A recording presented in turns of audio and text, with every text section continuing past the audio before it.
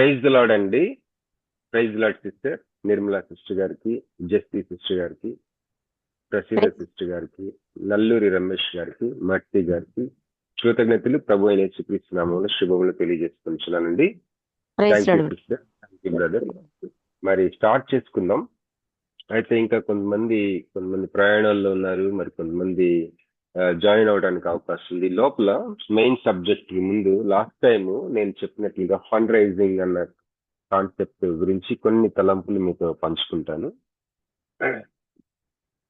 మరి ఈ fund raising అన్నది ఒక వినంగానే మనకి అంత మంచి అభిప్రాయం కలిగే మాటగా అనిపించకపోవచ్చు సహజంగా. కానీ బైబిల్ ప్రకారం చూసినట్లయితే ముఖ్యంగా నేను మీకు అందించే ఈ యొక్క టీచింగ్ హగ్గై ఇంటర్నేషనల్ సంబంధించిన వారి ఆ యొక్క కాన్ఫరెన్స్ లో బోధించిన ఆ యొక్క టీచింగ్ ని మీకు అందజేయాలనుకుంటున్నానండి. మరి ఈ యొక్క హోల్ కాన్సెప్ట్ దాదాపు ఎన్ని పేజీలు ఉందంటే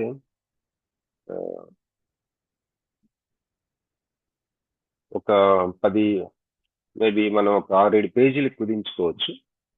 దీన్ని తెలుగులోకి ట్రాన్స్లేషన్ చేసి ఇంగ్లీషు తెలుగు మీకు హ్యాండ్ అవుట్ ఇస్తానండి, అంటే గ్రూప్ లో పెడతాము. దానికి ముందు మరి వీలైతే నేను పీపీటీ కూడా చేస్తాను. అయితే ఇలా ఇవ్వటానికి ముందు కొంత దీని గురించి జస్ట్ ఇంట్రడక్షన్ లాగా షేర్ చేసుకుంటానండి. మరి ఫండ్ రైజింగ్ అన్నది చాలా అవసరం పరిచర్యలో ఉన్న వారికి, మరి ముఖ్యంగా. మరి ఈరోజు మనం ఒక అభివృద్ధి చెందుతున్న దేశంలో ఉన్నాం. అంటే మనకి ఆర్థిక పరమైన సవాలులు బహు ఎక్కువ, కుటుంబానికి అవ్వచ్చు, పరిచర్యకి అయితే మరీ ఎక్కువ. కనుక ఈ విషయంలో ఫండ్ రైజింగ్ అన్నది ఏ విధంగా మనకి ఉపయోగపడుతుంది, అది చాలా అవసరమని నేను భావించాను.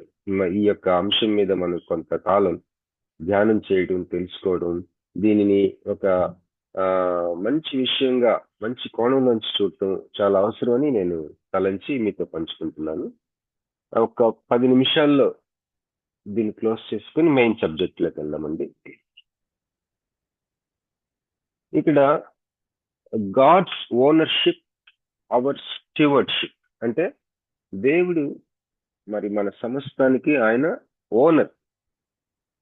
అలాగే మనము స్టీవర్డ్షిప్ అంటే గృహ నిర్వాహకులం. దేవుడు ఒక ఆయన ఓనర్, యజమాని. మనము ఆయన గృహ యజమాని అయితే మనం గృహ నిర్వాహకులం. ఈ యొక్క అభిప్రాయం మనకి ఉండాలని. God is the owner of everything. God is the owner of everything. ఆదికాండము 1, అలాగే కీర్తనలు 24:1, భూమియు దాని సంపూర్ణతయు యెహోవాయే అని ఉంది కదా. అలాగే కీర్తనలు 50వ అధ్యాయంలో 10-12 వచనాల్లో, యాకోబు 1:1. మరి మనమైతే మంచి గృహ నిర్వాహకులుగా, మరి ఆదికాండము 1:28లో మనం చూసినట్లయితే, మీరు భూమిని నిందించి దానిని లోపరుచుకునుడి అని ఒక కల్చరల్ మ్యాండేట్ అంటాం కదా. సంస్కృతిని, మరి ఈ లోకపు సృష్టిని దేవుని మహిమపరిచే సంస్కృతిగా మార్చటం మనకి దేవుడిచ్చిన పిలుపు.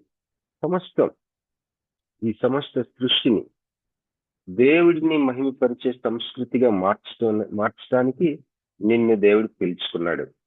ఎలా పిలుచుకున్నాడు? ఎలాంటి పిలుపు అంటే, యాజకుడిగా, యాజకురాలుగా దేవుడిని మహిమపరిచే సంస్కృతిగా మార్చడానికి. ఎక్కడున్నా సరే నువ్వు ఈ పని మీద ఉండాలన్నమాట. అయితే గృహ నిర్వాహకుడు, గృహ యజమాని దేవుడైతే, గృహ నిర్వాహకురాలు మనమన్నమాట.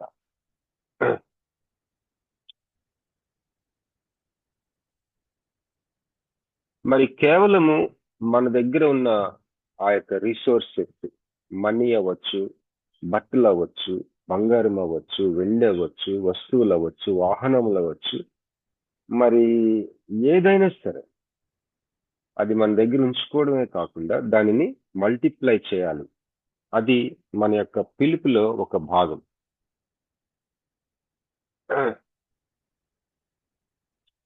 అయితే మరి దేవుడు ఓనర్గా ఉన్న సమస్తానికి దాని మీద ఒక గృహ నిర్వాహకుడిగా, గృహ నిర్వాహకురాలుగా ఉన్న నీకు నాకు ఉండవలసిన మనస్తత్వం ఏంటి?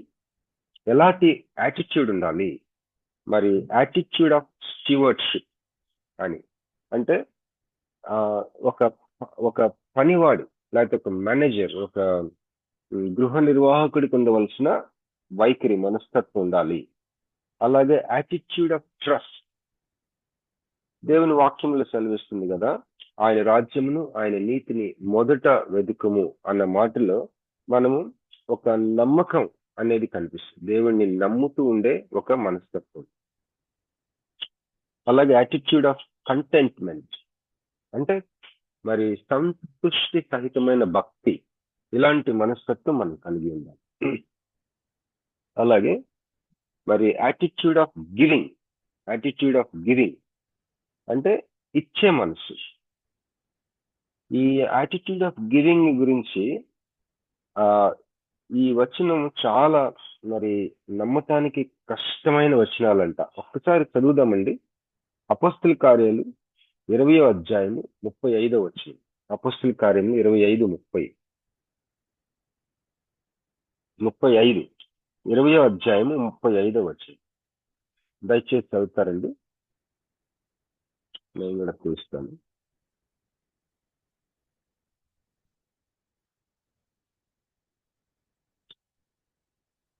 అపోస్తల కార్యములు 20:35. మీరును ఈలాగు ప్రయాసపడి బలహీనులను సంరక్షింపవలెననియు, పుచ్చుకొనుట కంటే ఇచ్చుట ధన్యము అని ప్రభువైన యేసు చెప్పిన మాటలు జ్ఞాపకం చేసుకొనవలెననియు అన్ని విషయములలో మీకు మాదిరి చూపుతునని చెప్పాను. అలాగే మరి 2 కొరింథీ 9, 6-8 వచనాలు. 2 కొరింథీ 9, 6-8 వచనం వరకు. దయచేసి ఎవరైనా తీస్తే చదవగలరండి? నేను తీసాను, చదువుతానండి. 2 కొరింథీ 9వ అధ్యాయం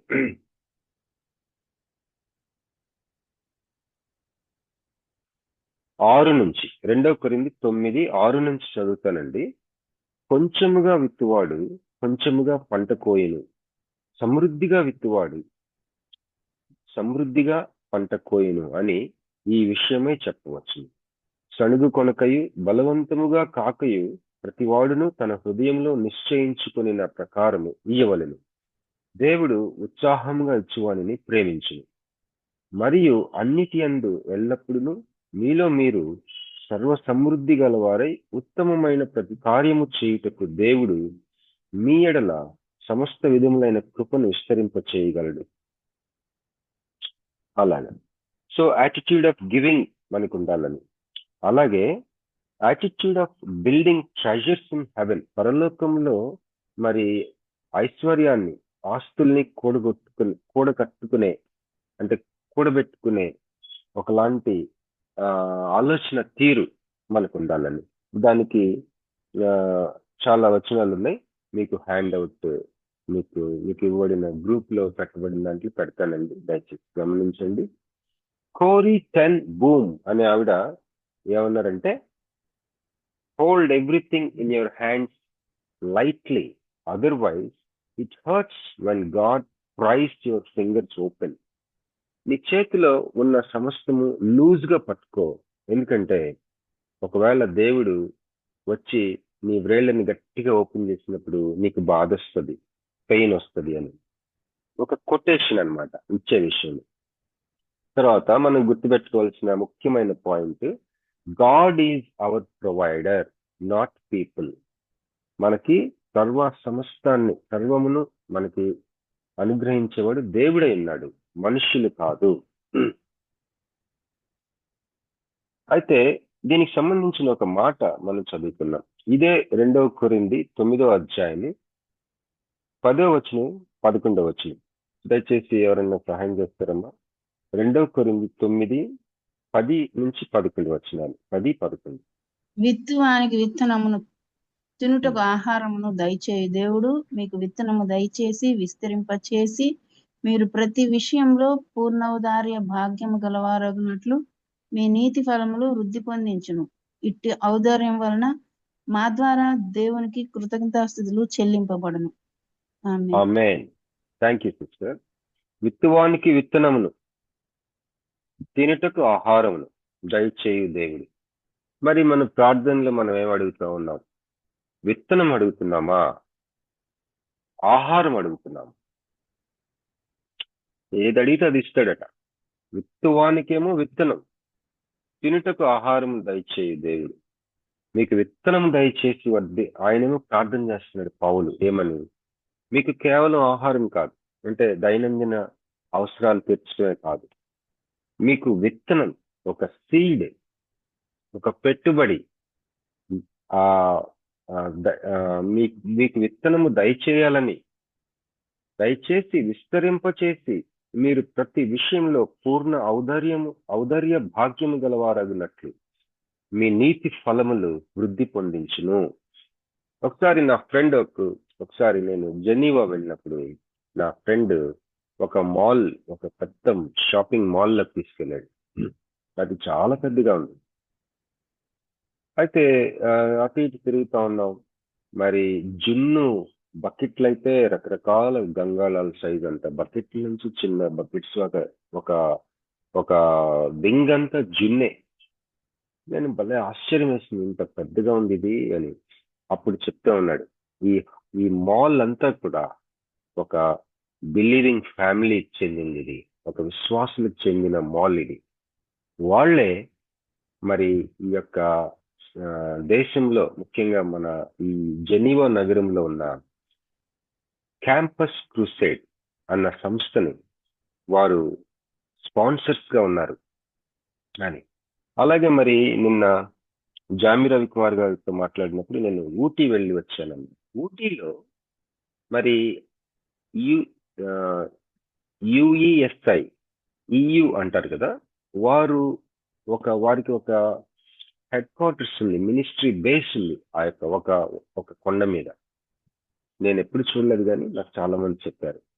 అది కొన్ని ఎకరాలు, ఎక్కువ ఎకరాలు ఏం కాదు, కొన్ని ఎకరాలకు సంబంధించిన ఒక స్థలం.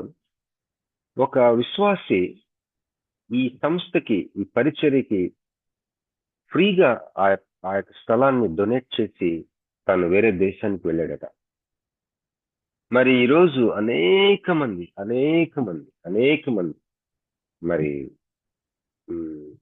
ప్రాణాలు తప్పరిల్లటానికి, ఆత్మలో ఆదరించబడటానికి, సబ్బాతు విశ్రాంతి సంపాదించుకోవడానికి అనేకమైన కాన్ఫరెన్సెస్, అనేకమైన యవనస్తులకి చెందిన ఆ యొక్క సిలబస్లు, ఆ టీచింగ్ మెటీరియల్ అన్ని డిజైన్ చేయటం, ఎన్నో పరిచర్యలకి ఒక మూల స్థానం అయిపోయింది ఆయన చేసిన ఆ యొక్క విరాళం. సో విత్తనము, మీకు విత్తనము దయచేసి విస్తరింపచేసి మీరు ప్రతి విషయంలో పూర్ణౌదార్య భాగ్యము గలవారగినట్లు మీ నీతి ఫలమును వృద్ధి పొందించును. ఇట్టి ఔదార్యము వలన మా ద్వారా దేవునికి కృతజ్ఞతాస్తుతులు చెల్లింపబడింది. ఆమేన్. కనుక దేవుడు మనకి ప్రొవైడర్, మనుషులు కాదు అన్నది మనం ముఖ్యంగా గుర్తుపెట్టుకోవాలి.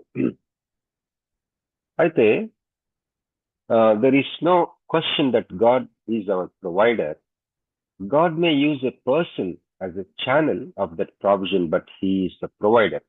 ఎవరైనా ఒక వ్యక్తిని దేవుడు ఒక ఛానల్ లాగా, ఒక పనిముట్టుగా వాడుకోవచ్చేమో కానీ దేవుడే మనకి అనుగ్రహించేవాడై ఉన్నాడు సమస్తం. కనుక దేవుడు మనకి ప్రొవైడర్ కాబట్టి మనము ఇచ్చేటప్పుడు ఎలాంటి ఆలోచన, మనసుతో మనం ఇవ్వాలి అన్నది కొన్ని points. Give cheerfully and willingly, 2 కొరింథీ 8:10 ప్రకారము సంతోషంగా, ఇష్టపూర్వకంగా ఇవ్వాలట. Strive to fulfil financial commitments, 2 కొరింథీ 8:11 ప్రకారం. మరి ఏదైనా ఒక మనసులో నేను ఇట్లా ఇవ్వాలి అని ఇంత ఇవ్వాలి అని అనుకున్నప్పుడు ఆ నిర్ణయం మీద నిలబడటానికి బహుగా ప్రయాసపడు. Give as much as one is able. మరి సామర్థ్యం కొలది ఇవ్వండి. మరి దేవుడు యేసుప్రభు వారు మరి బీద విధవరాలు తనకున్నదంతా ఇచ్చిందని చెప్పి గమనించాడు. అక్కడ ఏంటంటే ఆయన గమనించింది ఎంత అని కాదు, ఎంత పర్సెంట్ ఆవిడిచ్చింది. ఆవిడ 100% ఇచ్చింది. మరి మనం ఎంత పర్సెంట్ ఇస్తా ఉన్నాం? అది దేవుడు చూసే దేవుడే ఉన్నాడు. Give as much as one is able, 2 కొరింథీ 8:12 ప్రకారం. అలాగే give to others in need, they will in turn help you when you are in need. Give to others in need, they will in turn help you when you are in need. మరి 2 కొరింథీ 8:14 ప్రకారం అవసరంలో ఉన్న వారికి నీవు సహాయం చేసినప్పుడు నీ అవసరంలో వారు నీకు సహాయం చేస్తారు. ఇది నాకు జరిగింది చాలా సార్లు. దేవునికి స్తోత్రం. Give as a response to Christ's love.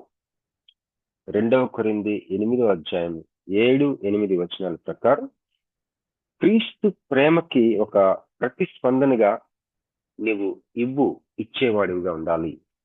అలాగే గివ్ జనరస్లీ అండ్ సాక్రిఫిషియల్లీ. 2 కొరింథీ 9:6-8. అలాగే మొదటి దినవృత్తాంతములు 21:22-24. అలాగే లూకా సువార్త 21:1-4. ఈ వచనాల ప్రకారం మనం ఎలాంటి మనస్తత్వంతో ఇవ్వాలంటే దాతృత్వంతోనూ త్యాగపూరితంగా ఇవ్వాలి. Give generously and sacrificially. అలాగే giving is closely linked to commitment. నిర్గమకాండము 35:21.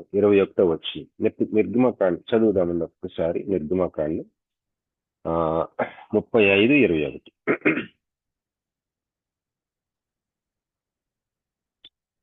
తర్వాత ఎవని హృదయము వాని రేపెనో, ఎవని మనస్సు వాని ప్రేరేపించెనో వారందరూ వచ్చి ప్రత్యక్షపు గుడారం యొక్క పని కొరకును, దాని సమస్త సేవ కొరకును, ప్రతిష్ఠిత వస్త్రముల కొరకును యెహోవాకు అర్పణను తెచ్చిరి.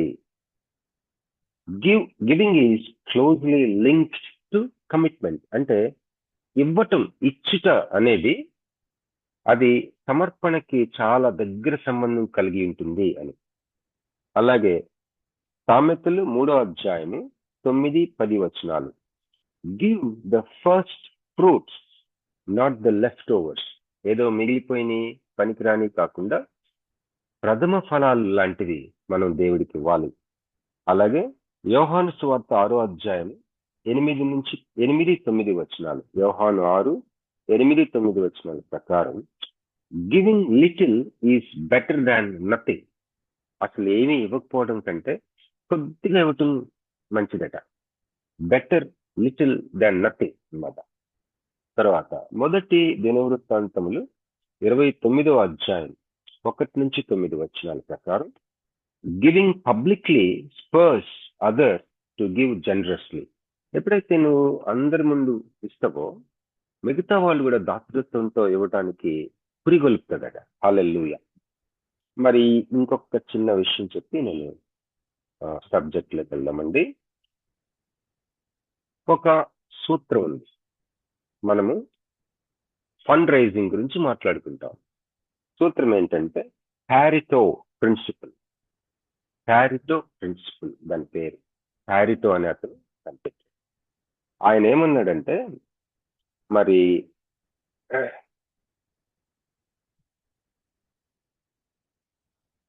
80% పర్యవసానాలన్నీ కూడా 20% కారణాల వల్ల, అంటే ఒక 20% మూల కారణాల వల్ల 80% పర్యవసానాలు ఉంటాయి. పర్యవసానాలన్నిట్లో కూడా ఒక 80%, ఒక 20% కాజెస్ వల్ల వస్తుందట. ఈ సూత్రాన్ని ఫండ్ రైజింగ్ కి అప్లై చేశాడు. కొన్నిసార్లు ఉన్నది ఈ ప్రిన్సిపల్, ఈ సూత్రం అప్లై అవ్వకపోవచ్చు, కానీ ఆల్మోస్ట్ 99% ఈ సూత్రం అప్లై అవుతుంది. ఏంటంటే, ఒక కాపరిగా, ఒక సేవకుడిగా, ఒక విశ్వాసమూలంగా జీవించే ఒక విశ్వాసిగా, ఒక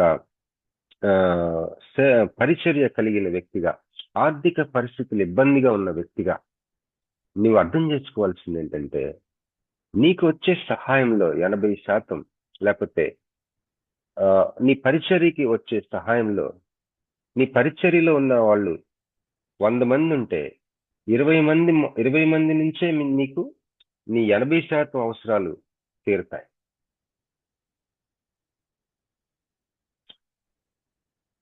ఇక్కడ ప్రిన్సిపల్ ఏంటంటే, 80% of funds raised comes from 20% of donor base. అంటే 20% మంది ఇచ్చే ఆ డబ్బు మరి ఒకవేళ నీ దగ్గర ఒక 100 రూపాయలు ఉంటే దాంట్లో 80 రూపాయలు నీ దగ్గర ఉన్న 100 మందిలో 20 మంది ఇచ్చింది.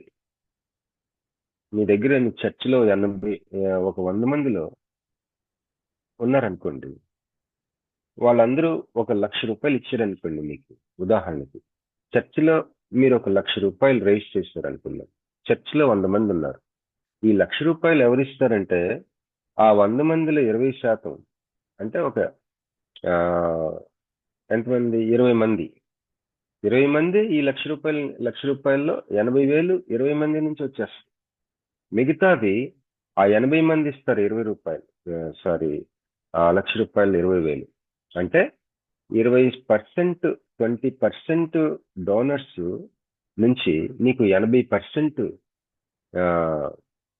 ఏమంటారు, ఆదాయం, లేకపోతే అవసరమైన ఫండ్ లో 80% వచ్చేస్తుంది. ఇది ప్రిన్సిపల్ అన్నమాట.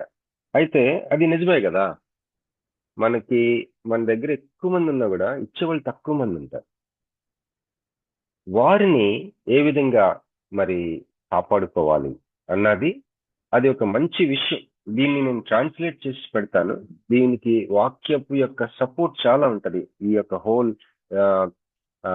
నేను చెప్పే టీచింగ్ అంతటి, దీనిని మనకి హగ్గ ఇంటర్నేషనల్ లో వారు నేర్పించిన టీచింగ్ ఇది.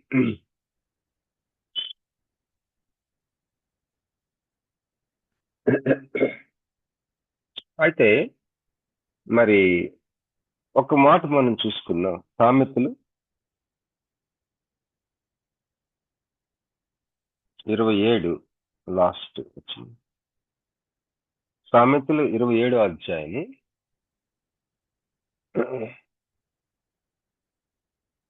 23 నుంచి నేను చదువుతానండి. 27, 23. నీ పశువుల స్థితి జాగ్రత్తగా తెలుసుకును, నీ మందల యందు మనస్సు ఉంచును. ధనము శాశ్వతము కాదు, కిరీటము తరతరములు ఉండునా. ఎండిన గడ్డి వామివేయబడును, పచ్చిక కనబడుచున్నది, కొండగడ్డి ఏరబడి ఉన్నది.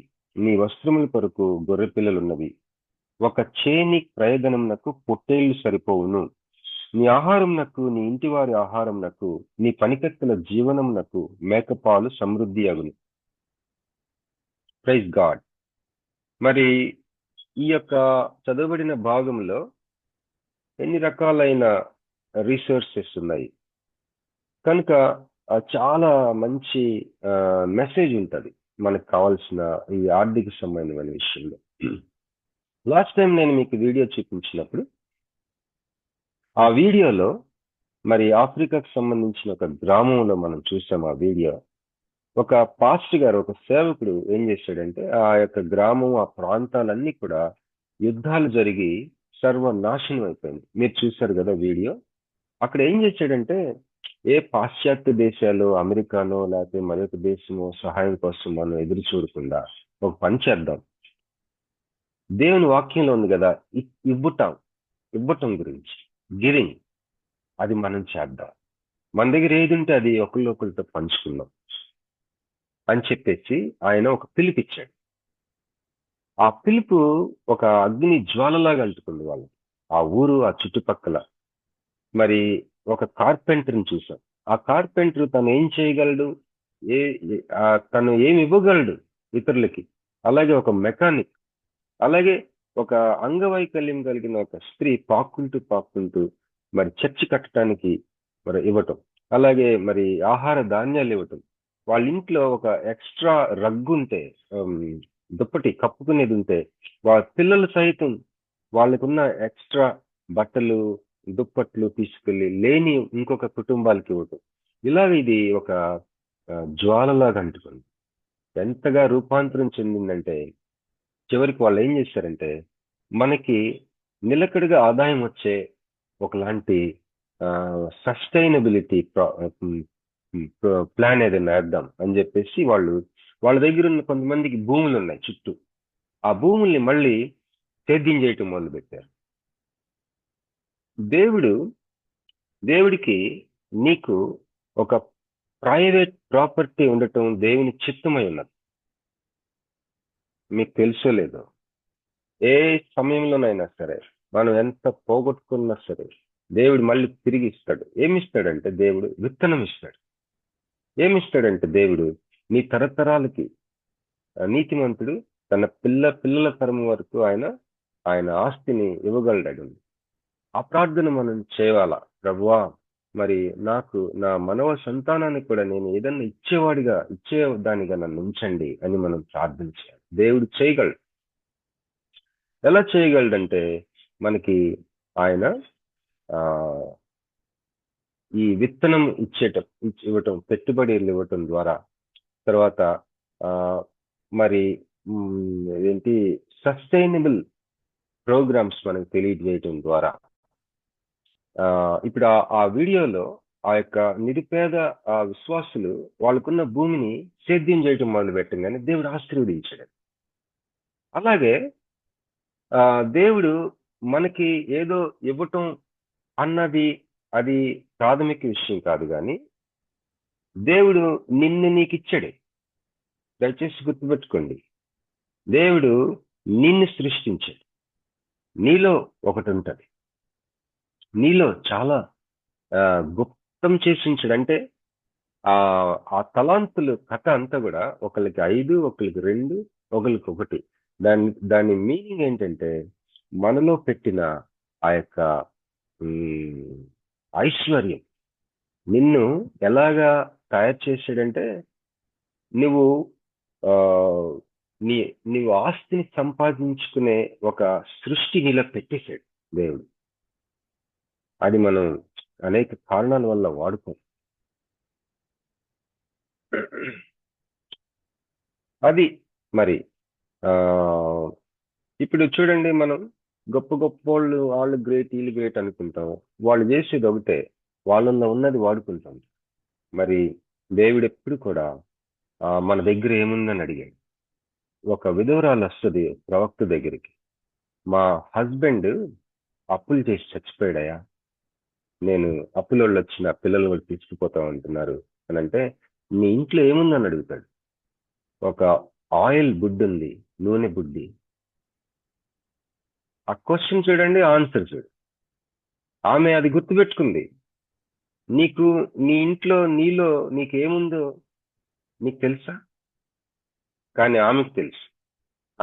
ఆమె అనొచ్చు, ఏముంటుందయ్యా నా ఇంట్లో, ఏమి లేకే కదా అప్పులు చేసావు, కానీ నీ దగ్గర ఉంటుంది. దేవుడు చూసేది ఒకటి ఉంటుంది, అది నువ్వు గుర్తించాలి. అదే చాలా అప్పుడు ఆమెకి ఏం చెప్పాడు, నువ్వు ఇంటికి వెళ్ళి తలుపులు వేసుకో. దానికి ముందు ఏం చెప్పాడంటే, అందరి దగ్గరికి వెళ్ళి ఖాళీ పాత్రలు ఏ సైజు అయినా సరే తెచ్చుకో, ఎన్ని దొరికితే తెచ్చు.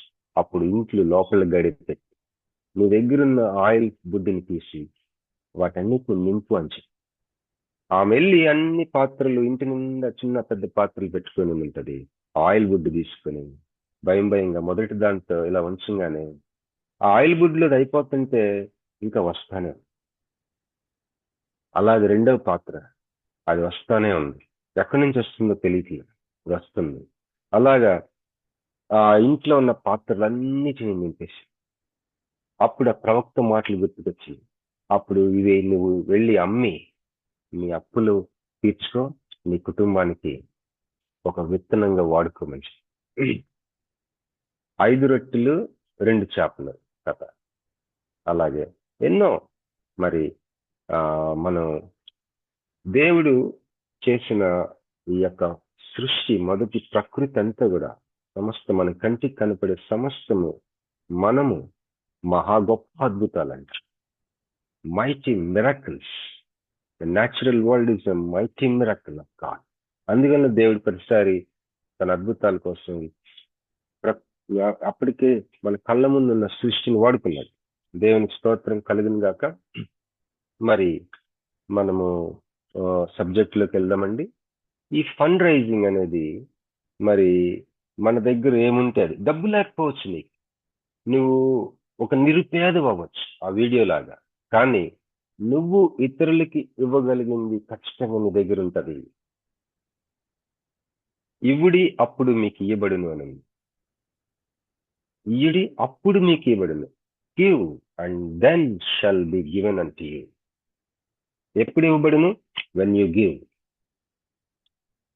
ఇవ్వటం మనం ఇస్తున్నామంటే అది దేవుని కృప మన మీద తాండవిస్తుంది అని అర్థం. బిగబట్టిస్తే బిగబట్టే ఇస్తాడు దేవుడు. కనుక మనం ఇస్తున్నప్పుడు దేవుడు చూస్తూ ఉంటాడు. దేవుడి దగ్గర ఒక అసలు అంతుండదు కదా ఆయన దగ్గర ఉన్న ఏదైనా సరే. ఇప్పుడు సపోజ్ మనం ఎవరికైనా ఒక బట్టలు ఇచ్చామనుకోండి, ఒక అవసరం ఉన్న వ్యక్తికి, దేవుడు మన దగ్గర బట్టలు ఇవ్వటానికి నేను చాలా మందికి ప్రపంచంలో ఇచ్చేసాను, ఇంక నా దగ్గర లేవు నీకు ఇవ్వటానికి అన్న స్థితి అసలు ఆయనకు తెలియదు. ఆయన ఇచ్చే దేవుడే ఉన్నాడు.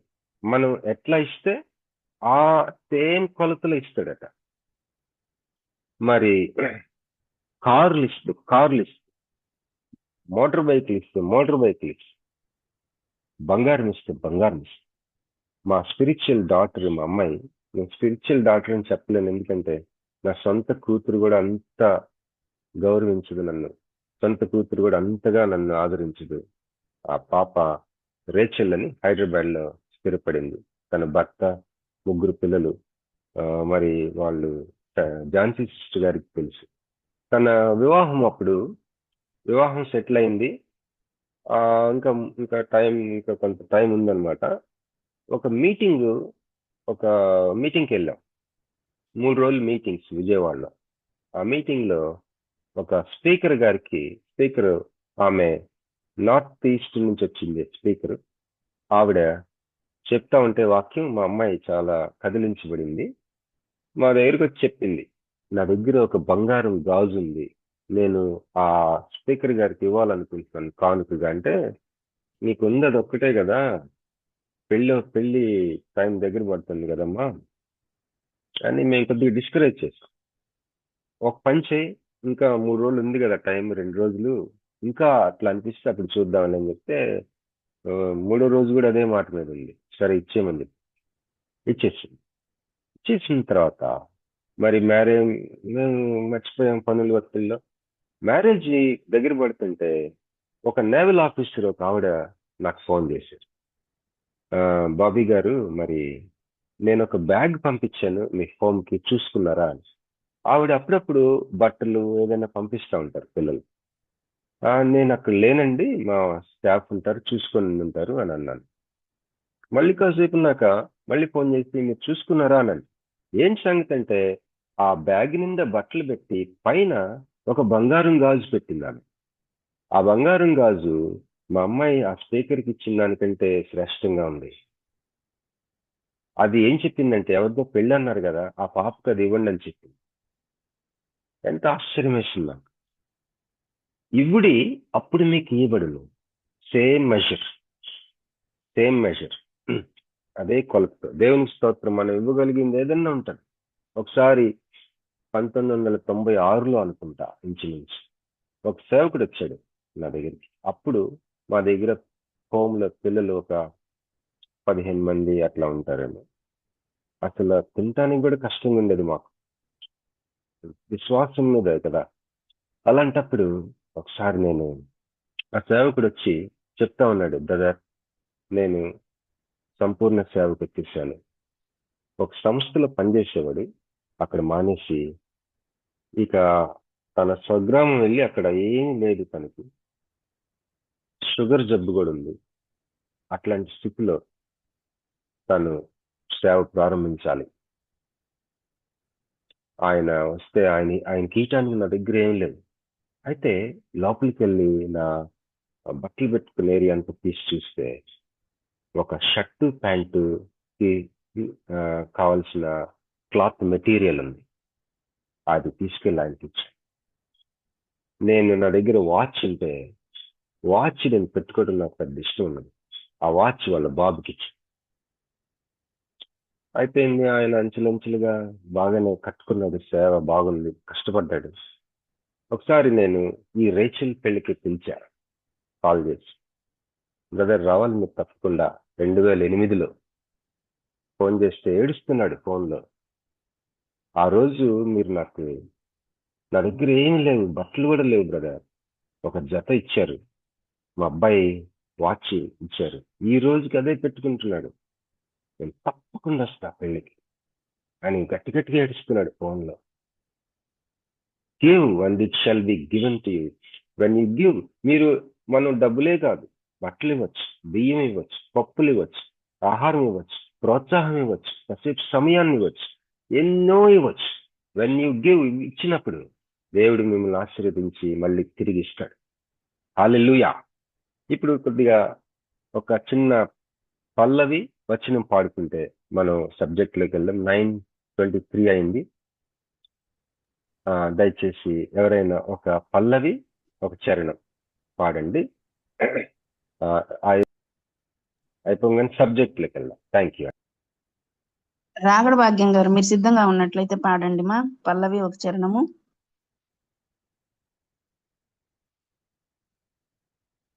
రాగడ భాగ్యం గారు. అమ్మా ప్రైజ్ లార్డ్ అమ్మా. ప్రైజ్ లార్డ్ మా. పల్లవి చరణం అంటే పాడండి మా.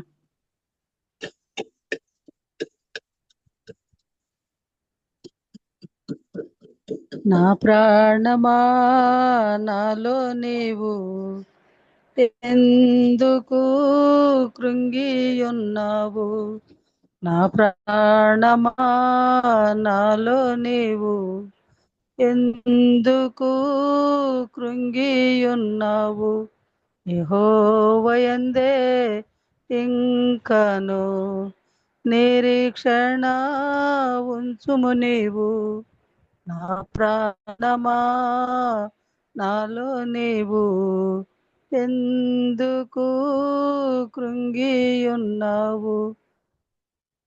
ఈతి బాధల్ కఠిన శ్రమలు అవమానములే కలిగిన వేళ, ఈతి బాధల్ అవమానములు అనుక్షణమును కలిగిన వేళ, నీ కొరకై బలి అయిన యేసు కల్వారి సిలువలో యాగమాయెన్, నా ప్రాణమా నాలో నీవు ఎందుకు కృంగి ఉన్నావు, యెహోవాయందే ఇంకను నిరీక్షణ ఉంచుము నీవు.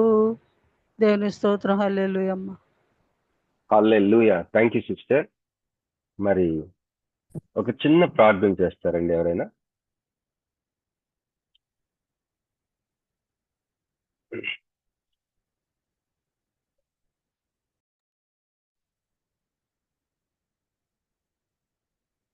పద్మ గారు మీరు చేయండి మా ప్రార్థన చిన్నది. అమ్మ ఒక్క ఎం పద్మ నిమిషం. గారు. ప్రకాష్ గారు జాయిన్ అయ్యారు కదా, వారు ఎవరమ్మా, ఉన్నారా? లీవ్ అయినట్టు. లేరు లేరు ఓకే బ్రదర్. ఓకే అండి.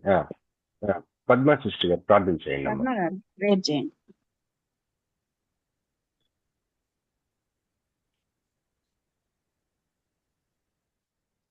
పద్మ గారు సిద్ధంగా లేనట్లయితే ఝాన్సీ గోడ్పాటి గారు. నేను చేయనమ్మా ప్రార్థన. చేయండి మా. మహిమా సింహాసనమునందు ఆసీనుడు అయిన మా ప్రియమైన పరమ తండ్రి యేసయ్యా, నీకే స్తుతులు స్తోత్రాలు వందనాలు ప్రభువా. ఈ వేళ నా తండ్రి మీరు ఏర్పాటు చేసినటువంటి సమయానికి నీ బిడ్డలు నా ప్రభా సమకూడి నా తండ్రి వాక్యం కోసం అంశాల గురించి తీసుకున్నటువంటి వాక్యం కోసం ఎదురు చూస్తూ ఉంటుండగా నీ దాసుని నా ప్రభా మీరు ఏర్పాటు చేసుకుని బాబి రత్నాకర్ గారితో అనేక విషయాలు మాట్లాడి ముచ్చటించిన నీ ప్రేమకై స్తోత్రాలు వందనాలు ప్రభా. చేరిన బిడ్డలందరికీ స్తోత్రాలు వందనాలు తండ్రి. ఎన్నటువంటి విషయాలు హృదయంలో ముద్రించి భద్రపరచండి. మీరు అక్కడి వరకు నమ్మకస్తులుగా ఎదుటి నిలవబడటానికి ప్రభా ఇడిచిపెట్టే వాళ్ళు కాకుండా ఎత్తబడే గుంపులు మమ్మల్ని అందరినీ కూడా చేర్చమని మనవి చేసుకుంటూ నీ దయగలిగిన హస్తానికి అప్పు చెప్తున్నాను ప్రభా. చేరిన బిడ్డలందరికీ ఆత్మీయ జీవితాలకి అవసరమైన విషయాలు నా తండ్రి బలపరచండి, స్థిరపరచండి తండ్రి. నీ కుమారుని నీ ఆత్మతోటి నింపి తన కుటుంబాన్ని తనను కూడా దీవించి ఆశీర్వదించి బలపరచండి ప్రభా. చేరిన బిడ్డలు అనుదినం కూడా నా ప్రభా ఏ కూతురు జామున లేచి చేసే ప్రార్థన వెన్నుపాలు నా తండ్రి అంశ ప్రార్థన వాక్యాలు అన్ని విషయాల్లోనూ ప్రభా నా తండ్రి వారానికి ఒకసారి ఇచ్చే ఈ సమయానికి అనుదినం కూడా నా ప్రభా అన్ని బిడ్డల ద్వారా వాక్యం వింటూ నా ప్రభా తండ్రి అయ్యా కొన్ని రీతిలో నా ప్రభా ఏర్పాట్లు నిలబడి నా ప్రభా అన్ని బిడ్డలు నా తండ్రి అయ్యా నేర్చుకుంటున్నటువంటి విషయాల్లోనూ అన్నిట్లోనూ నీ తోడు కాపుదలు ఉంచమని మనవి చేసుకుంటూ చేరినటువంటి బిడ్డలందరి శరీర ప్రాణాత్మని దగ్గరగా నా స్థానికి అప్పు చెప్తూ ఇక సమాప్తి వరకు మీతోనే ఉంటానని వాగ్దానం చేసిన మా మంచి కాపరి అతి త్వరలో మేఘాసీనుడే రానయ్యున్న యేసయ్య పరిశుద్ధ నామములో ప్రార్థించి అడుగుచున్నాను పరమ తండ్రి. ఆమేన్. ఆమేన్, ఆమేన్. థ్యాంక్ యూ సిస్టర్ గారు. మరి మనము హెర్మెన్యూటిక్స్ అన్న సబ్జెక్ట్ మనము నేర్చుకుంటూ ఉన్నాము. హెర్మెన్యూటిక్స్ అంటే తెలుగులో మరి దానికి సరి అయిన పదము కొద్దిగా కష్టమే, కొద్దిగా కుస్తీ బట్టి ఒక పదాన్ని మరి మనకు అనుకూలంగా వాడుకుంటున్నాం. ఆ పదం ఏంటంటే వాక్యము అర్థం చెప్పు శాస్త్రం లేదా అర్థం తెలియచేయు శాస్త్రం. ఉదాహరణకి మనం బైబిల్ చదువుకుంటున్నప్పుడు మనకి అర్థమయ్యే భాగాలు ఉంటాయి, అసలు అర్థం కాని భాగాలు ఉంటాయి. అర్థమయ్యే భాగాలు అసలు ఎందుకు అర్థమవుతున్నాయి, అర్థం అవ్వని భాగాలు ఎందుకు అర్థం అవటం లేదు? దీనికి కారణం ఏంటంటే అర్థమయ్యే భాగాలకి మనకి తెలియకుండానే మన మనసుల్లో కొన్ని పద్ధతులు వాడేస్తున్నాం మనం. దానివల్ల మనకు అర్థమైపోతుంది. అది ఆ పద్ధతులు సరిపోట్లా ఎప్పుడు అర్థం కాని భాగాలకు వచ్చేసరికి. కనుక మనం తెలుసుకోవాల్సింది ఏంటంటే మనకి తెలుసో తెలియకో కొన్ని పద్ధతులు వాడుతున్నాం. ఈ బైబిల్ విషయమే కాదు, ఏదైనా సరే అవతల వ్యక్తి ఎవరైనా వేరే వ్యక్తి మనతో మాట్లాడుతున్నప్పుడు అర్థమయ్యేంతసేపు అర్థమవుతుంది, ఒక్కొక్కసారి అర్థం కానప్పుడు మనం ఆగిపోతుంటాం. అప్పుడు మనకేం అర్థం అవుతుందంటే ఇప్పుడు దాకా ఆ వ్యక్తి నాతో చెప్తున్నది నాకు ఎందుకు అర్థమైందంటే నేను కొన్ని మెథడ్స్ వాడుతున్నాను నాకు తెలియకుండానే అది అర్థమైపోతుంది.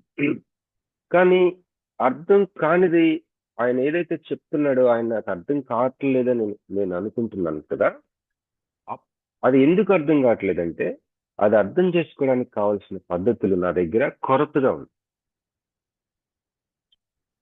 ఇది మనం గమనించినట్లయితే ఈ పద్ధతులు ఈ యొక్క నియమాలు మనం తెలుసో తెలియకో వాడే నియమాలు, వీటిని హెర్మెన్యూటిక్స్ అంటారు.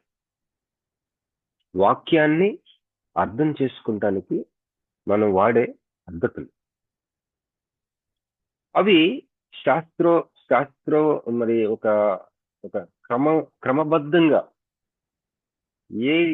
ఒక మంచి నియమావళిని మనం నేర్చుకుంటే అది అన్నిటికీ మనం అప్లై చేసుకోవడానికి అవకాశం.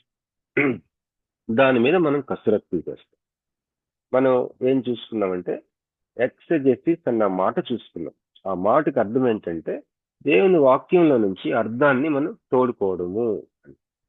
దేవుని వాక్యము మనం చదువుకుంటున్నప్పుడు అది ఏం చెప్తా ఉంది, దాని అర్థాన్ని ఒక బకెట్ బావిలో వేసి బయటికి లాక్కుంటున్నట్టుగా లాక్కోవాలట. అంతేగాని బకెట్ లో నుంచి ఎక్కడి నుంచో నీళ్లు తీసుకొచ్చి బావిలో వేయకూడదు. అంటే మన అర్థాన్ని దాంట్లోకి రుద్దకూడదు, మన తలంపుల్ని. చాలాసార్లు మనం ఇది చేస్తుంటాం, కానీ అది చాలా నిష్ప్రయోజనకరం. అది ఎలా ఉంటుందంటే యాకోబు కనిపెట్టాడు. అది ఎలా ఉంటుంది? యాకోబు పత్రిక మనం అర్థం చేసుకుని వెళ్ళి కాసేపు ఉన్నాక మనం ఎట్లా ఉన్నాం మర్చిపోతాం. మనం చూసుకున్న ఫేస్ కంప్లీట్ గా ఫేస్ అంతా మర్చిపోం, కానీ మనం చూసుకున్నప్పుడు మనం ఎట్లా ఉన్నామో అది మర్చిపోతాం. అంత తక్కువ జ్ఞాపకం ఉంటుంది మనకి. సరిగ్గా మనం దేవుని వాక్యం అర్థాన్ని తోడుకోలేకపోతాం. అయితే ఆ స్వాతంత్రం ఇచ్చు దేవుని యొక్క ఆ యొక్క నియమాన్ని తేరి చూచినప్పుడు అది మనకి చాలా ప్రభావితం చేస్తుందని యాకోబు పత్రికలో తేరి చూడటం చాలా ఇంపార్టెంట్. ఇప్పుడు ఈ యొక్క సబ్జెక్ట్ లో మనం ఇంతవరకు మరి వాక్యానికి మనకి వాక్యం అర్థం చేసుకోవడానికి కొన్ని ఏమంటారు గ్యాప్స్ ఏమేమి ఉన్నాయో చూసాం. చరిత్ర అది ఎప్పుడో జరిగిన 2000 సంవత్సరాల పైనే ఆ ఆ క్రితం రాయబడిన పరిశుద్ధ గ్రంథం ఇది. వారు రకరకాల రచయితలు రకరకాల నేపథ్యం నుంచి వచ్చారు, రకరకాల సంస్కృతులు. మరి ఆ రాయబడిన ఆ చరిత్ర అవ్వచ్చు, ప్రవచనం అవ్వచ్చు, సాహిత్యం ఏదైనా అవ్వచ్చు, దాని యొక్క నేపథ్యం చూస్తే ఆ జరిగిన సమయానికి మనకి మధ్య వేల సంవత్సరాల గ్యాప్ ఉంది. అలాగే భాషపరమైన గ్యాప్, అలాగే మరి సంస్కృతికి పరమైన గ్యాప్, అలాగే మరి ఏమంటారు థియాలజీ, దేవుని యొక్క దేవుని గురించి వాళ్ళకి తెలిసిన లెవెల్ ఏంటి, ఆ తర్వాత క్రమక్రమేణా అది పెరుగుతూ వస్తూ మన దగ్గరికి వచ్చేసరికి మన యుగంలో మన తరంలో ఎలాంటి గ్రహింపు, అలాగా ఈ గ్యాప్స్ ఉన్నాయి. ఈ గ్యాప్స్ మనం ఒక్కొక్కటి ఒక 2-3 అధ్యాయాలు చాప్టర్స్ మనం నేర్చుకోబోతూ ఉన్నాం. ఈ కోర్సు ఈ సబ్జెక్టు జూలై 2వ తారీఖుకి ముగిస్తుందండి. దయచేసి గమనించండి. నేను ఎందుకు ఈ ప్రారంభంలోనే ఇంత ఎక్కువగా నొక్కి ఒక్కానిస్తున్నానంటే, ఒకసారి దీని యొక్క ఇంట్రడక్షన్ మీద మీరు పట్టు సంపాదించారంటే ఈ యొక్క అధ్యాయాలు చాలా ఈజీగా ఉంటాయి. ఏమి అధ్యాయాలు అవి? ఒక అధ్యాయం ఏమో ఈ చరిత్ర గ్యాప్ ఏంటి, దాన్ని మనం ఏ విధంగా అధిగమించవచ్చు. అలాగే 2వ అధ్యాయం సాహిత్యానికి సంబంధించిన లిటరేచర్కి సంబంధించిన గ్యాప్. అలాగే 3వది ఈ 3-4 అధ్యాయాలు లాస్ట్కి వచ్చేసరికి ప్రాక్టికల్ గా అసలు ఏమి స్టెప్స్ తీసుకుంటే ఒక 6 స్టెప్స్ మాత్రమే ఉంటాయి. ఈ 6 స్టెప్స్ ని మనం నేర్చుకొని ఇప్పటికే మనకు నేర్చుకున్న దాంట్లో మేళవించుకుంటూ ఇక కొన్ని కొత్త పాయింట్స్ ని మనం మన వ్యక్తిగత బైబిల్ ధ్యానం అవ్వచ్చు, గ్రూప్ స్టడీస్ అవ్వచ్చు, మెసేజెస్ చెప్పినప్పుడు అవ్వచ్చు, ఈ యొక్క సూత్రాలని మనం అన్వయించుకుంటూ మొదలు పెట్టినప్పుడు మన శ్రేష్టమైన మరి ఒక ఎక్సజెసిస్, శ్రేష్టంగా దేవుని వాక్యంలో నుంచి బయటికి లాక్కే ఒక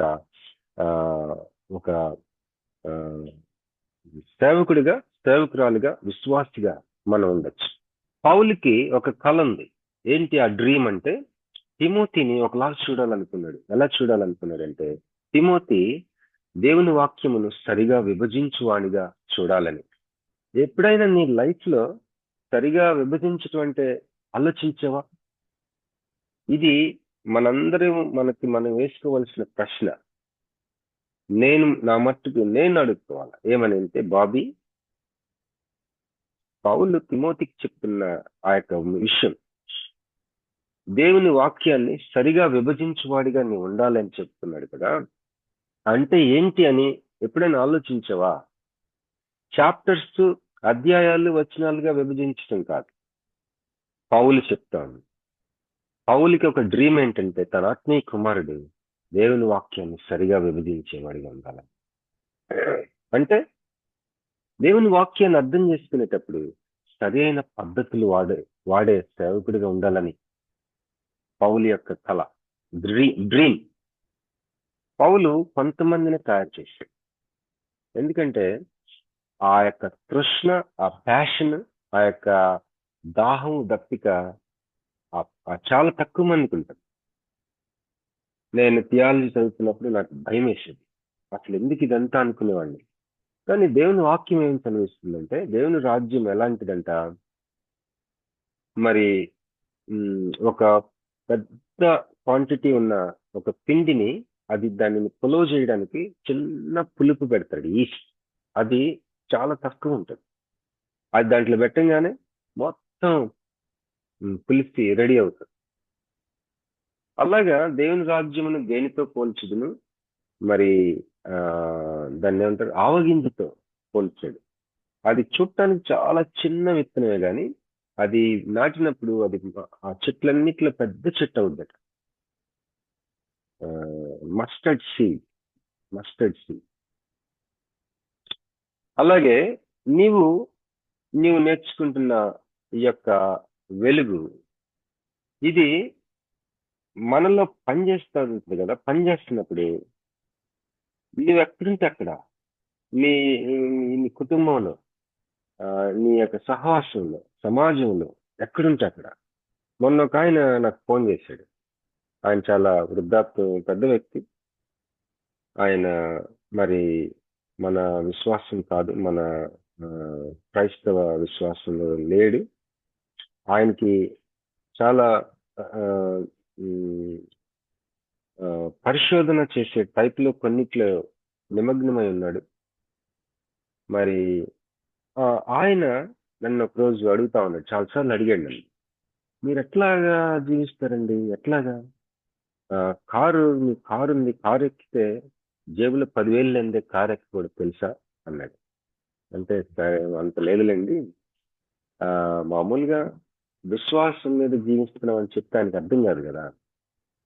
నేనేం చేశానంటే ఒకరోజు ఇట్లానే అన్ని ప్రశ్నలతోటి నన్ను ఆ ఏమంటారు, కొద్దిగా డైరెక్ట్ గా ప్రశ్నలు వేస్తామంటే ఒకరోజు నాకు ఇతనికి చెప్పేద్దామని నేను చెప్పాను. ఏమండి, 30 సంవత్సరాల క్రితం నేను యేసు ప్రభు నాకు చెప్పాడు, నేను నీ అవసరాలు తీరుస్తాను ఆయన మాటిచ్చాడు. ఆ మాట మీద నిలబడ్డానండి నేను. ఆయన ఎన్నడూ తప్పుకోలేదు. ఆయన మాటిచ్చాడు. యేసు ప్రభు నాకు మాటిచ్చాడు, నా అవసరాలు తీరుస్తాను. కనుక నేను భయపడినండి. భయమేస్తుంది కానీ ఏదో జరుగుతుంది, నా అవసరం తీరుతుంది అని చెప్పగానే ఒకలాంటి నవ్వాడు. ఎగతాళిగా కాదు, బలా అన్నట్టు నవ్వాడు. సో మనం ఎక్కడుంటే అక్కడ, నువ్వెక్కడుంటే అక్కడ ఒక ఉప్పులాగా, ఒక వెలుగులాగా ఉండాలంటే మరి దేవుని గురించిన ఏమంటారు, 1 కొరింథీ 2వ అధ్యాయంలో ఉంది కదా. ఏం ఆ మాట ఒకసారి చదువుకొని ముందుకెళ్దాం. 1 కొరింథీ 2.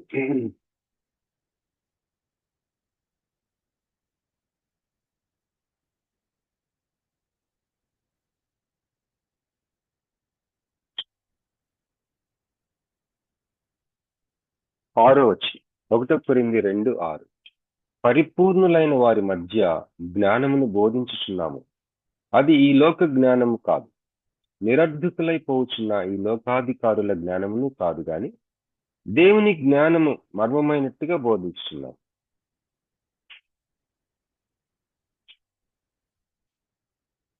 ఈ జ్ఞానము మరుగయుండును, జగదుత్పత్తికి ముందుగానే దీనిని దేవుడు మన మహిమ నిమిత్తము నియమించెను. జగదుత్పత్తి ముందుగానే దీనిని దేవుడు మన మహిమ నిమిత్తము నియమించాడంట. నీ మహిమ నిమిత్తము ఒక జ్ఞానాన్ని నియమించాడు దేవుడు. మీరు అనుకోవచ్చు, ఈ బైబిల్ కాలేజీలో మీరు ఈ యొక్క బోధ ఇదేనా ఆ జ్ఞానం అని. ఇదే అని నేను అంటలేదు. దేవుడు నీ కొరకు నియమించిన జ్ఞానంలో ఇది ఒక భాగమై ఉండొచ్చు. కనుక మనము దీనిని ఆ కోణంలో గుర్తించాలని ప్రభు పేరిట నేను మనం చేస్తున్నానండి. మరి అలాగే సామెతలు 23వ అధ్యాయం కొద్దామండి. సామెతలు 23.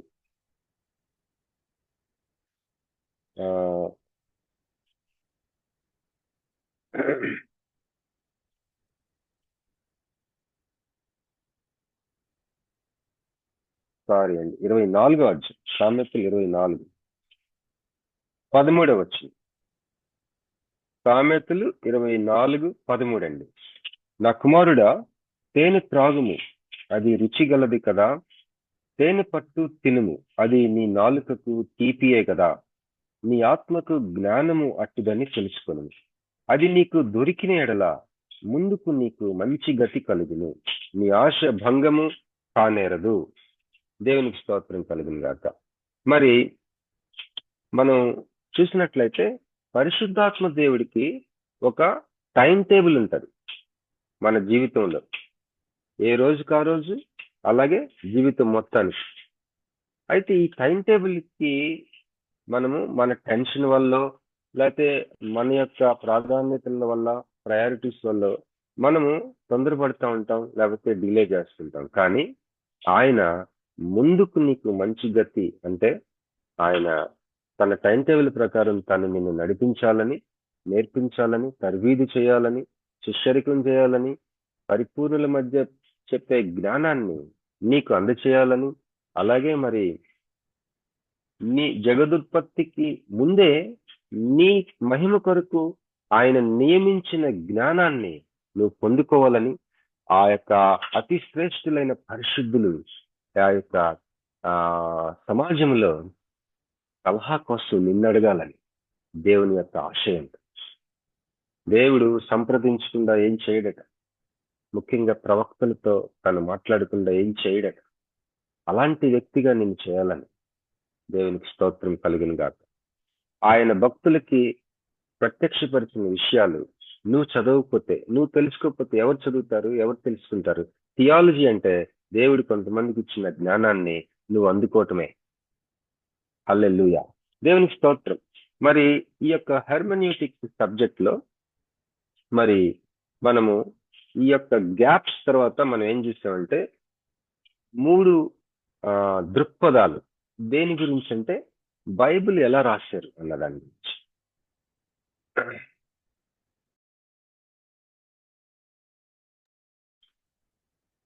సారీ అండి, బైబిల్ ఎలా రాశారు, బైబిల్ ఎలా రాశారు అంటానికి 2వ తిమోతి 3వ అధ్యాయం 16వ వచనం మనం చదువుకున్న ప్రకారం దాంట్లో దైవావేశము వలన కలిగిన లేఖనములు అనుంది. ఈ దైవావేశం అసలు ఎలా కలిగింది అన్నదానికి 3 వ్యూస్ ఉన్నాయి. ఈ యొక్క క్రైస్తవ సమాజంలో, క్రైస్తవ పండితుల మధ్య, క్రైస్తవ నాయకులకి 3 రకాలైన దృక్పథాలు, వ్యూస్ ఉన్నాయి. మొట్టమొదటిది ఏంటంటే దైవావేశం వలన కలిగిన లేఖనములంటే ఈ యొక్క బైబిల్ రాసిన గ్రంథకర్తలు ఎలాగ రాశారంటే గొప్ప గొప్ప రచయితలు ఈ లోకంలో వారు రాసిన రచయితలు రచించినప్పుడు వారు ఏ విధంగా స్ఫూర్తి పొంది రాశారో అదే విధంగా బైబిల్ గ్రంథకర్తలు కూడా స్ఫూర్తి పొంది రాశారు అని చెప్పి వాళ్ళు చెప్తున్న వాళ్ళు గొప్ప బైబిల్ వేదాంత పండితులే, స్కాలర్సే, కానీ వాళ్ళు నమ్మకం ఒక రకమైన నమ్మకం. ఉదాహరణకి షేక్స్పియర్ ఉన్నాడు, ప్లేటో ఉన్నాడు, వాళ్ళు చాలా గొప్ప గొప్ప రచనలు చేశారు.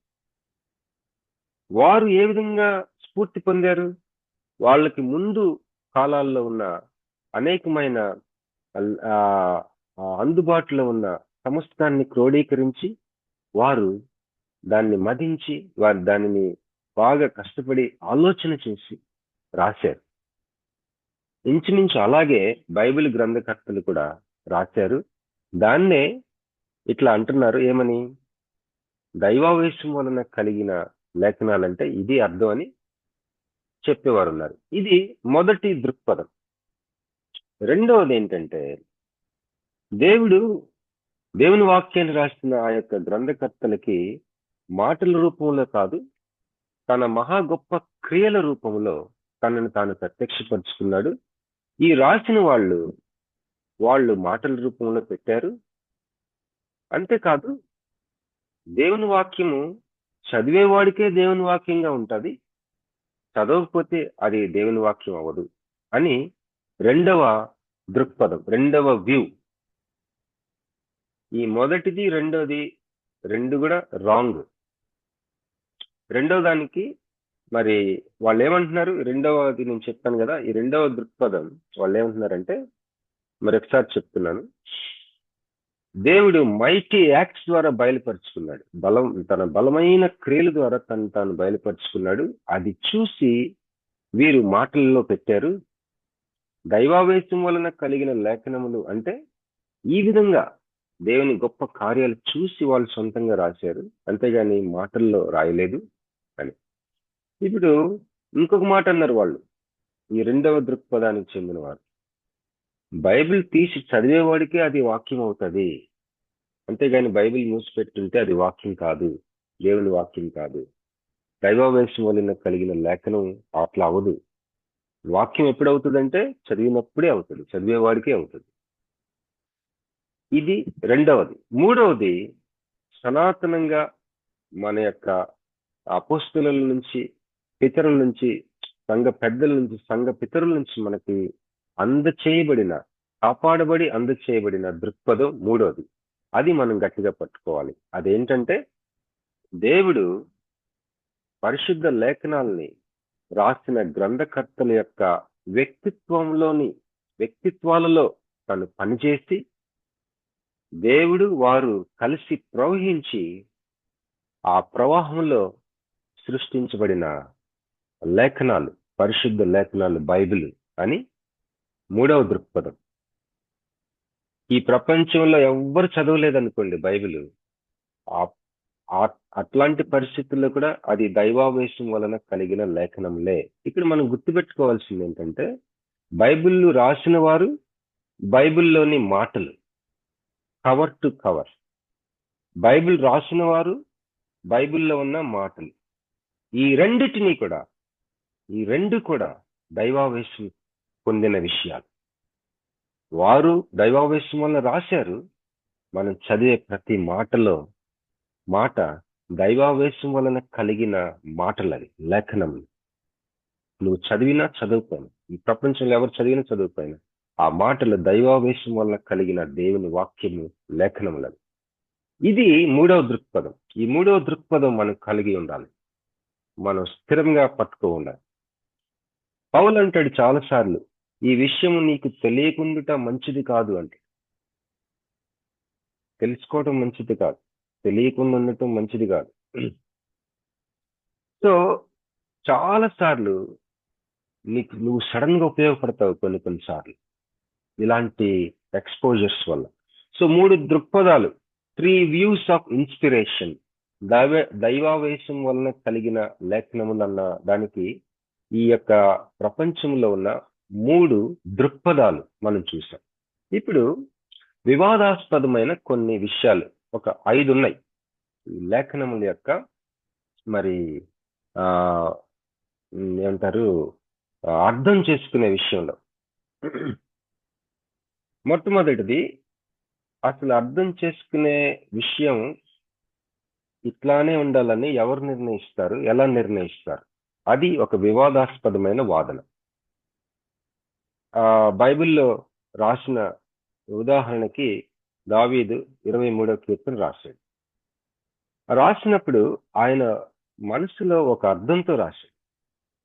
మనం రాసినప్పుడు ఏదైనా ఒక ఉత్తరం రాసినా, ఏమి రాసినా మనకంటూ ఒక అర్థంతో రాస్తాం, అంతేగాని ఒక 10 అర్థాలతో, ఒక 2-3 అర్థాలతో రాయం. కనుక బైబిల్ రచయిత దావీదు అవనండి, ఎవరు అవనండి, ఆ రాసిన వ్యక్తి ఒకే ఒక అర్థంతో రాస్తాడు. కానీ ఈ విషయం కొద్దిగా వివాదాస్పదమైన విషయం. కానీ మనం అయితే మనకి మన పితరులు అందించిన ఒక నమ్మకం మీద ఈ వివాదాస్పదమైన విషయం అనేది మనం ఎలా ఉండాలంటే, రకరకాలు వాదించుకొనియండి క్రైస్తవ నాయకుల మధ్య, సంఘాల మధ్య. ఈ విషయంలో చాలా మంది ఏమంటారంటే, నేను 23వ దావీదు కీర్తన చదివినప్పుడు నాకు ఒకలాగా అర్థం అవుతుంది, అది కరెక్ట్. మన సహోదరుడికి ఇంకోలాగా అర్థం అవుతుంది, ఇంకొకరికి ఇంకోలాగా అర్థం అవుతుంది. ఎవరికి అర్థం వాళ్ళకి అవనియండి. ఏముంది దాంట్లో అంటే, ఈ లోకంలో సాహిత్యాన్ని, లిటరేచర్ని అర్థం చేసుకునే పద్ధతి అదే. అది ఈ లోక మర్యాద. కానీ శ్రేష్టమైన, హేతుబద్ధమైన, మరి ఏమంటారు, ఒక ఆరోగ్యకరమైన నమ్మకం ఏంటంటే, అది సర్వసాధారణంగా సామాన్యంగా మనం గమనించినా కూడా దానికి ఎలా మనం ఒక ఒక ఒక స్టాండ్ తీసుకోవాలి. మనం స్టాండ్ తీసుకోవడానికి మనం ఏ స్టాండ్ తీసుకోవాలి ఈ విషయంలో అన్నది మనం చూస్తే, సింపుల్ ఎగ్జాంపుల్, నీవు ఒక ఉత్తరం రాసావు అనుకుందాం. నీవు నీ స్నేహితుడికి ఒక ఉత్తరం రాసి, ఆ ఉత్తరం పోస్ట్ లో పోయింది. 2000 సంవత్సరాలైంది పోయి. 2000 సంవత్సరాలైన తర్వాత దొరికింది. ఎవరికి దొరికింది? 3 వ్యక్తులకు దొరికింది. మొదటి వ్యక్తి నాకు ఇట్లా అర్థమైంది అంటాడు. రెండో వ్యక్తి నాకు ఇలా అర్థమైంది, నీలా కాదు నాకు అర్థమైంది అని. మూడో వ్యక్తి మీ ఇద్దరు రాంగ్, నాకు ఇంకోలాగా అర్థమైంది అంటాడు. ఇదంతా నువ్వు ఈ యొక్క ఆకాశం నుంచి నువ్వు చూస్తున్నావు అనుకో. 2000 సంవత్సరాల క్రితం నేను రాసిన లెటర్కి ఈ 3 రకాల అర్థాలు తీస్తున్నారే అని నువ్వేం చేస్తావు? దేవుడు కూడా అదే చేస్తున్నాడు. అరే, నేను ఏ యొక్క అర్థంతో రాశానో ఈ 3 గ్రహించుకుంటే బాగుండు అని అనుకుంటావు. వాళ్ళు ఏ విధంగా గ్రహించుకోవాలో తెలుసుకోవాలని కొన్ని కొన్ని ఏమన్నా నియమావళి ఉంటే బాగుందని నువ్వు అనుకుంటావు. అలాంటి పనే పరిశుద్ధాత్ముడు చేస్తాడు మనకి దేవుని వాక్యం విషయంలో. అయితే ఈ 5 వివాదాస్పద విషయాల్లో మొదటిది ఏంటున్నారంటే ప్రశ్నలు. చూడండి వాళ్ళు వేసే ప్రశ్నలు. అసలు మనం చదివే వాక్యం యొక్క అర్థం ఏ ఏ విషయాలపై ఆధారపడి ఉంటది? మనం చదివే వాక్య భాగం యొక్క అర్థం దానికి 2-3 అర్థాలు, ఇంకా ఎక్కువ అర్థాలు కూడా ఉంటాయా? ఒకే అర్థం ఉంటుందా? ఒకవేళ ఎక్కువ అర్థాలు ఉంటే ఒకదానికంటే ఇంకొకటి శ్రేష్టమైందని దేని ఆధారంగా నువ్వు నిర్ణయానికి వస్తావు? అలాగే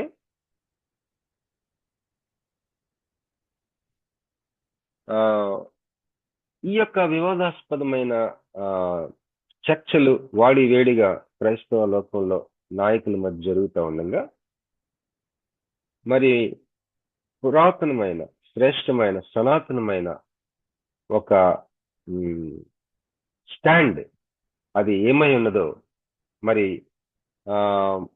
సనాతనమైన విశ్వాసులు, ఇప్పుడు పౌలు అంటాడు కదా, తిమోతి నీ యందు నిష్కపటమైన విశ్వాసం ఉంది, అది నీ అవ్వలోను నీ తల్లిలోనూ ఉన్నది అంటాడు. అలాగా ఒకరి నుంచి వచ్చిన ఆ యొక్క పితృపారంపర్యాచారంగా నా దేవుణ్ణి నేను సేవిస్తున్నాను మంచి మనశ్శాఖతో అని పౌలు అంటాడు. ఇలాగ మన విశ్వాసము మనకి అందజేయబడింది. అంటే ఏంటి?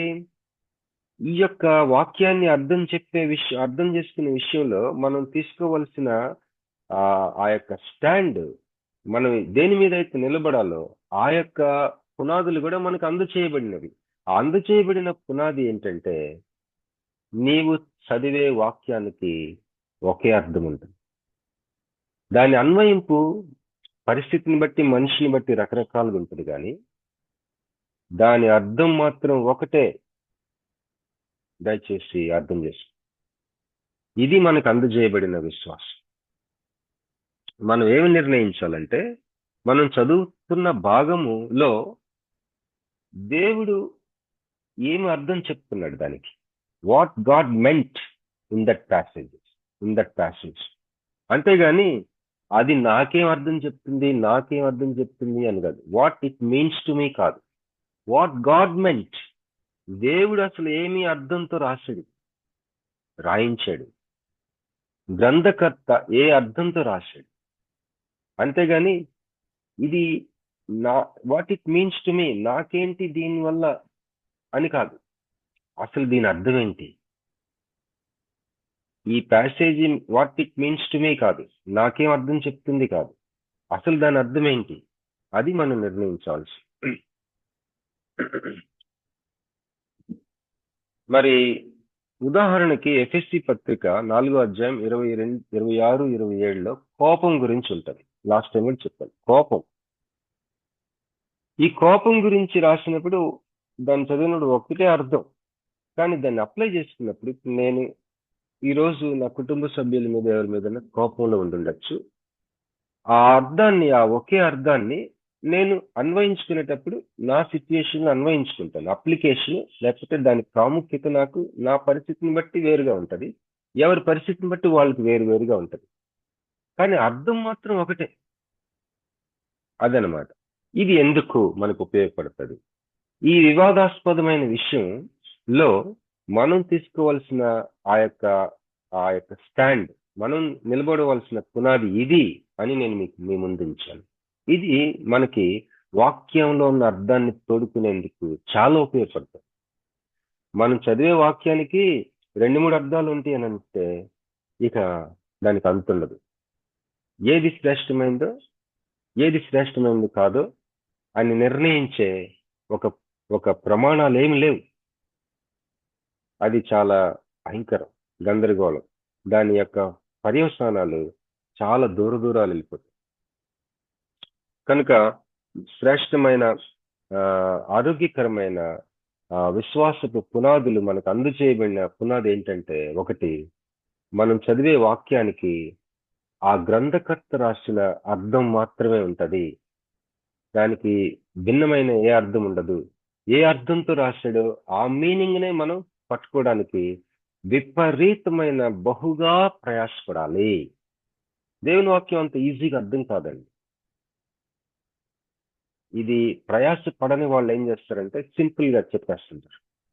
వాళ్ళు చెప్పేది వాళ్ళ సొంత ఆలోచనలు చాలా వరకు. ఎప్పుడు ప్రయాసపడకపోతే, ఉదాహరణకి నేను మీకు నా సొంతగా నేను చెప్పట్లేదండి. ఇది సామెతలు 2వ అధ్యాయం 1వ వచనం నుంచి నేను చదువుతాను. సామెతలు 2:1.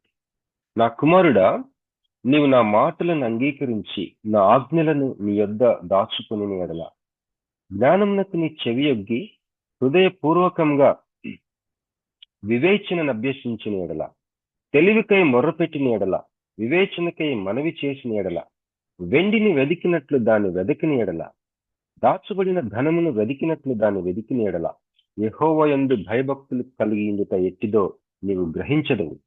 దేవుని గురించిన విజ్ఞానము నీకు లభించును. దేవుని గురించిన విజ్ఞానము నీకు లభించును అన్న మాటకి ముందు వెండిని వెతికినట్టు వెతకాలంట, దాచబడిన ధనమును వెతికినట్లు దాన్ని వెతకాలంట, అలాగే తెలివికై మొర్ర పెట్టాలంట, వివేచనకై మనవి చేయాలట, జ్ఞానమునకు నీ చెవి యొగ్గి హృదయపూర్వకంగా వివేచనను అభ్యసించాలంట, మరి ఆజ్ఞలను దాచుకోవాలట, మాటలు అంగీకరించాలంట. ఇంత కసరత్తు చేస్తే అప్పుడు విజ్ఞానం నీకు లభిస్తుంది. అసలు దేవుని యందు, యెహోవా యందు భయభక్తులు కలిగిందుట ఎట్టిదో నీవు గ్రహించదవు. దేవుని యందు భయము జ్ఞానమునకు మూలమనుంది కదా. దాని అర్థం ఏంటంటే, జ్ఞానములో మరి సింహభాగము అది దేవుని భయానికి సంబంధించిన ఒక భాగం. Principal part of any knowledge, any wisdom is the fear of God. అంతే. ఇది దేవుడు అనుగ్రహించిన డిజైన్. ఓకే, ఇంకా ముందుకెళ్దామండి. Next, second controversial issue. 5 వివాదాస్పదమైన విషయాలు ఈ వాక్యాన్ని అర్థం చేసుకునే పద్ధతుల విషయంలో. మొదటిది నేను చెప్పాను. రెండవది ఏంటంటే డబుల్ ఆథర్షిప్ అండ్ సెన్సస్ ప్లీనియర్. ప్లీనియర్ అంటే ఫుల్లర్ అని, ఫుల్లర్. ప్లీనరీ అంటాం కదా, ప్లీనరీ సెషన్స్. ప్లీనియర్ అంటే ఇక్కడ దీని అర్థం, ఈ వివాదానికి అసలు ఏంటంటే చర్చ లేకపోతే వాదన ఏంటంటే, కొంతమంది ఏమంటారు, ఇప్పుడు ఉదాహరణకి కీర్తన 23 దావీదు రాశాడు కదా. దావీదు కీర్తన 23వ దావీదు కీర్తనలో దావీదు రాసినప్పుడు దావీదుకి కొంతవరకే తెలుసు, కానీ దేవుడికి ఆ రాసిన దావీదు కంటే దేవుడు ఇంకా ఫుల్లర్ మీనింగ్ ఇవ్వాలనుకుంటా ఉంటాడు ఆ వాక్య భాగాన్ని నుంచి అని వాదన. దావీదుకి మీనింగ్ కొంతే తెలుసు, కానీ దానికంటే ఎక్కువ మీనింగ్ దాంట్లో ఉంటుంది అని మామూలుగా చెప్పాలండి. 23 దావీదు కీర్తన దావీదు రాసినప్పుడు ఒక అర్థంతో రాశాడు. కానీ ఈ వాదించే వాళ్ళు ఏమంటున్నారంటే అంతకంటే ఎక్కువ అర్థం ఉంది దాంట్లో, అది మనం రాబట్టుకోవాలా అని అంటారు. దీని గురించి ఇది ఒక వివాదాస్పదమైన విషయంలో రెండవది. Additional deeper meaning intended by God but not clearly intended by the author, the human author. మరి అడిషనల్ గా ఇంకా లోతైన అర్థం దేవుడు ఉద్దేశించింది దాంట్లో ఉంది. ఆ భాగంలో అది మరి దాన్ని రాసిన గ్రంథకర్తకి అది కంప్లీట్ గా తెలియదు అని. అయితే దీంట్లో మనకి మన విశ్వాసంలో మన పితరులు అందచేసిన విశ్వాసపు మూలము పునాది, ఈ యొక్క వివాదాస్పదమైన విషయంలో మనము ఎలాంటి విషయంలో గట్టిగా నిల్చోవాలి, ఎలాంటి విషయం గట్టిగా పట్టుకొని నిల్చోవాలి ఈ వివాదంలో అన్నది చూసుకుంటే, confluent authorship, divine and human authors flowed together to produce the inspired text. Confluent authorship అంటే రెండు నదులు కలిసి ఒక నది అయిపోయినట్టుగా, దేవుడు మనిషి, బైబిల్ రాసిన మనిషి, బైబిల్ రాసిన పరిశుద్ధాత్ముడు, ఈ రెండు నదుల్లాగా వీళ్ళిద్దరు కలిసిపోయి ఈ యొక్క దైవావేశం వలన కలిగిన బైబిల్ని తయారైపోయింది. వీళ్ళిద్దరి కలయికలో తయారైంది ఇది అని నమ్ముతాం. అంతేకాదు, మనమేం నమ్ముతామంటే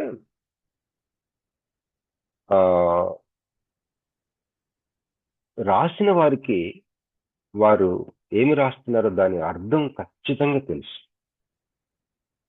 ఇంకా చెప్పాలంటే మరి ఇంకా ఎక్కువ అర్థం ఉండుండొచ్చు దీంట్లో అనుకునే వారికి అలాంటి అభిప్రాయానికి మనం ఏకీభవించాం.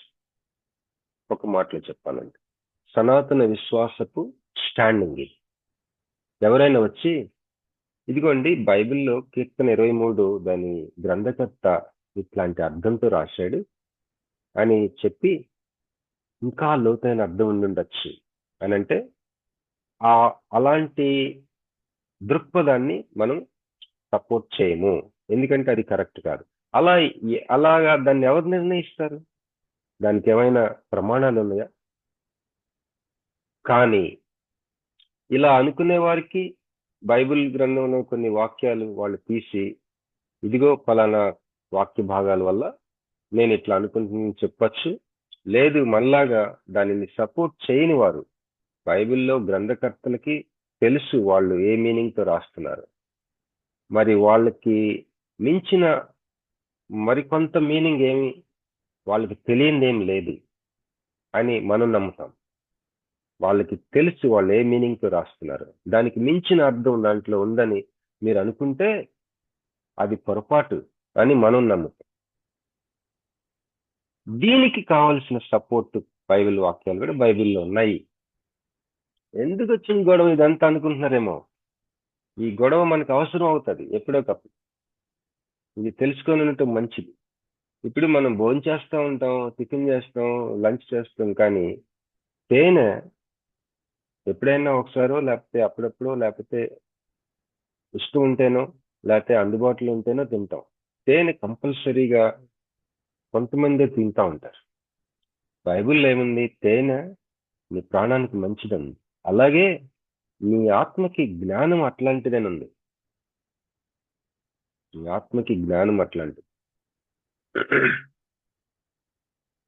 దేవుడు ఎందు నిమిత్తమో నిన్ను నన్ను ఈ జ్ఞానానికి పరిచయం చేస్తున్నాడు. ఆయనకి ఒక ఉద్దేశం ఉంటుంది, తప్పకుండా నిజంగా ఉంటుంది. దేవుడు ఆశ్చర్యకరుడు. తర్వాత ఈ జ్ఞానం నేర్చుకుంటూ అనేదే మన యొక్క గమ్యం కాదు. ఇది కేవలం గమ్యానికి ఒక మార్గం. ఇది ఏదో గమ్యం ఉంది, దానికి ఒక వే. ఇది దీంట్లో నుంచి తీసుకెళ్తున్నాడు. ఇంకో పని ఉంది ఆయనకి నీతో. అందువల్ల కనుక మనం కష్టపడదాం. ఈ మాటలు చూసుకుందాం. 1 పేతురు 1 అధ్యాయం ఒకసారి నేను తీస్తాను. ఎవరైనా తీయగలిగితే చదవండి, లేకపోతే నేను చదువుతాను. 1 పేతురు 1 అధ్యాయం 10వ వచనం. మీకు కలుగు ఆ కృపను గూర్చి ప్రవచించిన ప్రవక్తలు ఈ రక్షణను గూర్చి పరిశీలించుచు తమ యందున్న క్రీస్తు ఆత్మ క్రీస్తు విషయమైన శ్రమలను గూర్చి వాటి తరువాత కలుగుబో మహిమలను గూర్చి ముందుగా సాక్ష్యం ఇచ్చినప్పుడు ఆ ఆత్మ ఏ కాలమును ఎట్టి కాలమును సూచించుచూ వచ్చెనో దానిని విచారించి పరిశోధించిరి. ఇక్కడ బైబిల్ రాసిన పేతురు గారికి, లేకపోతే పేతురు గారు ప్రవక్తల గురించి మాట్లాడుతున్నాడు. ఆ ప్రవక్తలు ఏమి రాశారో వాళ్ళకి అర్థం అవ్వలేదు, అయినా రాశారు అని వాదిస్తారు వీళ్ళు. కనుక ఆ వాక్య భాగాలకి రాసిన వారికి తెలిసిన అర్థం కంటే ఎక్కువ అర్థం దాంట్లో ఉంది అని వాదిస్తారు. కానీ దానికి మన సనాతనమైన విశ్వాసపు నాయకులు వాదించే డిఫెన్స్ ఏంటంటే, ఇక్కడ మరి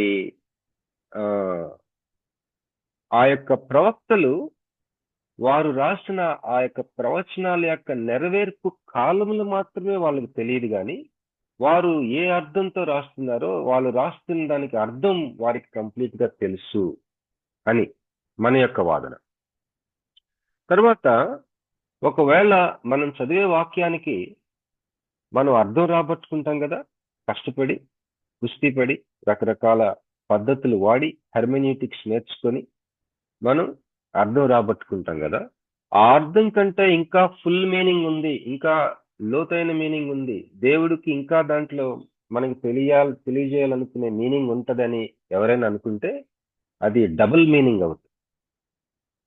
ఆ డబుల్ మీనింగ్ అది అన్ని రకరకాలైన భావాలు సృష్టిస్తుంది ఆ యొక్క వాక్య భాగాల నుంచి. అది చాలా ప్రమాదం అని మన వాదన. అలాగే దానియేలు 12వ అధ్యాయం 8వ వచనంలో కూడా దానియేలుకి అర్థం అవ్వలేదు అని వాదిస్తారు వాళ్ళు. అది కూడా ఒకసారి చదువుదాం. దానియేలు గ్రంథం 12వ అధ్యాయం 8వ వచనం. దానియేలు 12:8. నేను వింటిని గాని గ్రహింపలేకపోతుంది, నా ఏలినవాడా వీటికి అంతమేమని నేను అడిగగా.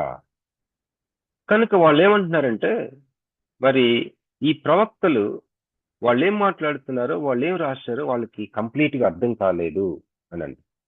మనమేమంటామంటే వాళ్ళకి అర్థం కాలేనిది సమయాలు, నెరవేర్పు యొక్క సమయాలు అర్థం కాలేదు, కానీ వాళ్ళు ఏం రాశారో దాని యొక్క భావం, దాని అర్థం వాళ్ళకి కంప్లీట్ గా తెలుసు.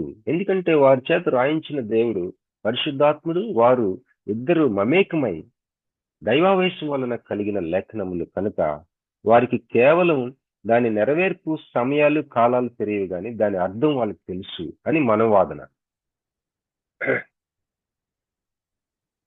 ఇంకా ముందుకెళ్దాం. అయితే ఈ యొక్క వాదన, ఈ యొక్క వివాదం, ఈ అంశము, ఈ యొక్క ఏమంటారు, నిత్యము ఎన్నడూ తీరని వివాదంగా మిగిలిపోవటానికి అవకాశం ఉందని బైబిల్ పండితులు అన్నారు. అయితే దీనికి ఒక ఉపాయం ఉంది. ఏంటంటే, ఓకే, ఎవరైనా ఏమండి 23వ దావీదు కీర్తనకి ఉదాహరణ చెప్తున్నాను. 23వ దావీదు కీర్తన దావీదు రాశాడు కదా, ఇది దీని అర్థం, దీని ఇంటర్ప్రిటేషన్ ఇది. అయితే మీరు అంటున్నారు కదా ఇంకా లోతైన అర్థం దేవుడికి ఉంది అని. ఒకవేళ అదే నిజమైతే భవిష్యత్తులో ఎప్పుడైనా దానిని ప్రత్యక్షపరిచినప్పుడు మనం అందరం కలిసి దానిని మళ్ళీ పరిశీలిద్దాం, అంతవరకు ఆగుదాం అని ఒక ఉపాయం చెప్పాడు ఒక ఆయన. అది బహుశా ఇరు పక్షాలని సమ్మతింప చేయొచ్చు. కానీ మనం తీసుకునే స్టాండ్ మాత్రం బైబిల్ రాసిన రచయితలకి వాళ్ళు రాసిన అర్థం వారికి తెలుసు, అది ఒక్కటే మాత్రమే అర్థం. దేవుడు ఇంకా లోతైనది దాంట్లో పెట్టాడు, అది నాకు బయలుపరుస్తాడు, ఇట్లాంటివన్నీ ఒట్టి మాటలు. ఇలాంటి స్టాండ్ మనం తీసుకుంటాం. ఇంకొద్దిగా ముందుకెళ్దాం. 3వ కాంట్రవర్షియల్ ఇష్యూ, దేవుని వాక్యాన్ని అర్థం చేసుకునే విషయంలో 3వ వివాదాస్పదమైన విషయం ఏంటంటే మరి literal, figurative and symbolic interpretation. అంటే భాష సంబంధంగా ఉందన్నమాట. ఉదాహరణకి నిర్గమాకాండం 17వ అధ్యాయం 6వ వచనంలో ఒకసారి చదువుదాం. నిర్గమాకాండం 17:6. ఇదిగో అక్కడ హోరేబులోని బండ మీద నేను నీకు ఎదురుగా నిలిచెదను. నీవు ఆ బండను కొట్టగా ప్రజలు త్రాగుటకు దానిలో నుండి నీళ్లు బయలుదేరునని మోషేతో సెలవీయగా మోషే ఇశ్రాయేలీయుల పెద్దల కన్నుల ఎదుట అట్లు చేశాడు. ఇప్పుడు మనం కీర్తనలు 18 2వ వచనంకి వెళ్దాం. కీర్తనలు 18:2. యెహోవా నా శైలము, శైలం అంటే బండ, రాక్, నా కోట, నన్ను రక్షించువాడు, నా కేడము, నా రక్షణ శృంగము, నా ఉన్నత దుర్గము, నా దేవుడు, నేను ఆశ్రయించి ఉన్న నా దుర్గము. ఇక్కడ కూడా మనం ఒక బండను చూస్తున్నాం, కానీ ఒక దాన్ని పోల్చి చెప్పినట్టుగా చూస్తున్నాం. ఈ బండ దేవుడు నాకు ఒక రాక్ లాగా ఉన్నాడు. ఇందాక నిర్గమకాండంలో చదివిన ప్రకారం మోషేకి నిజమైన బండని చూపించి ఆ నిజమైన బండని కొట్టమంటున్నాడు. అది చదివినప్పుడు మనం ఆ బండని అది బండే అని మనం అర్థం చేసుకోవాలి. ఈ కీర్తనలో చదివినప్పుడు బండ అనగానే దేవుణ్ణి ఒక బండతో పోలుస్తున్నాడు, పోలికగా చెప్తున్నాడని. ఇక్కడ 3వది మనం చూద్దాం. 1 కొరింథీ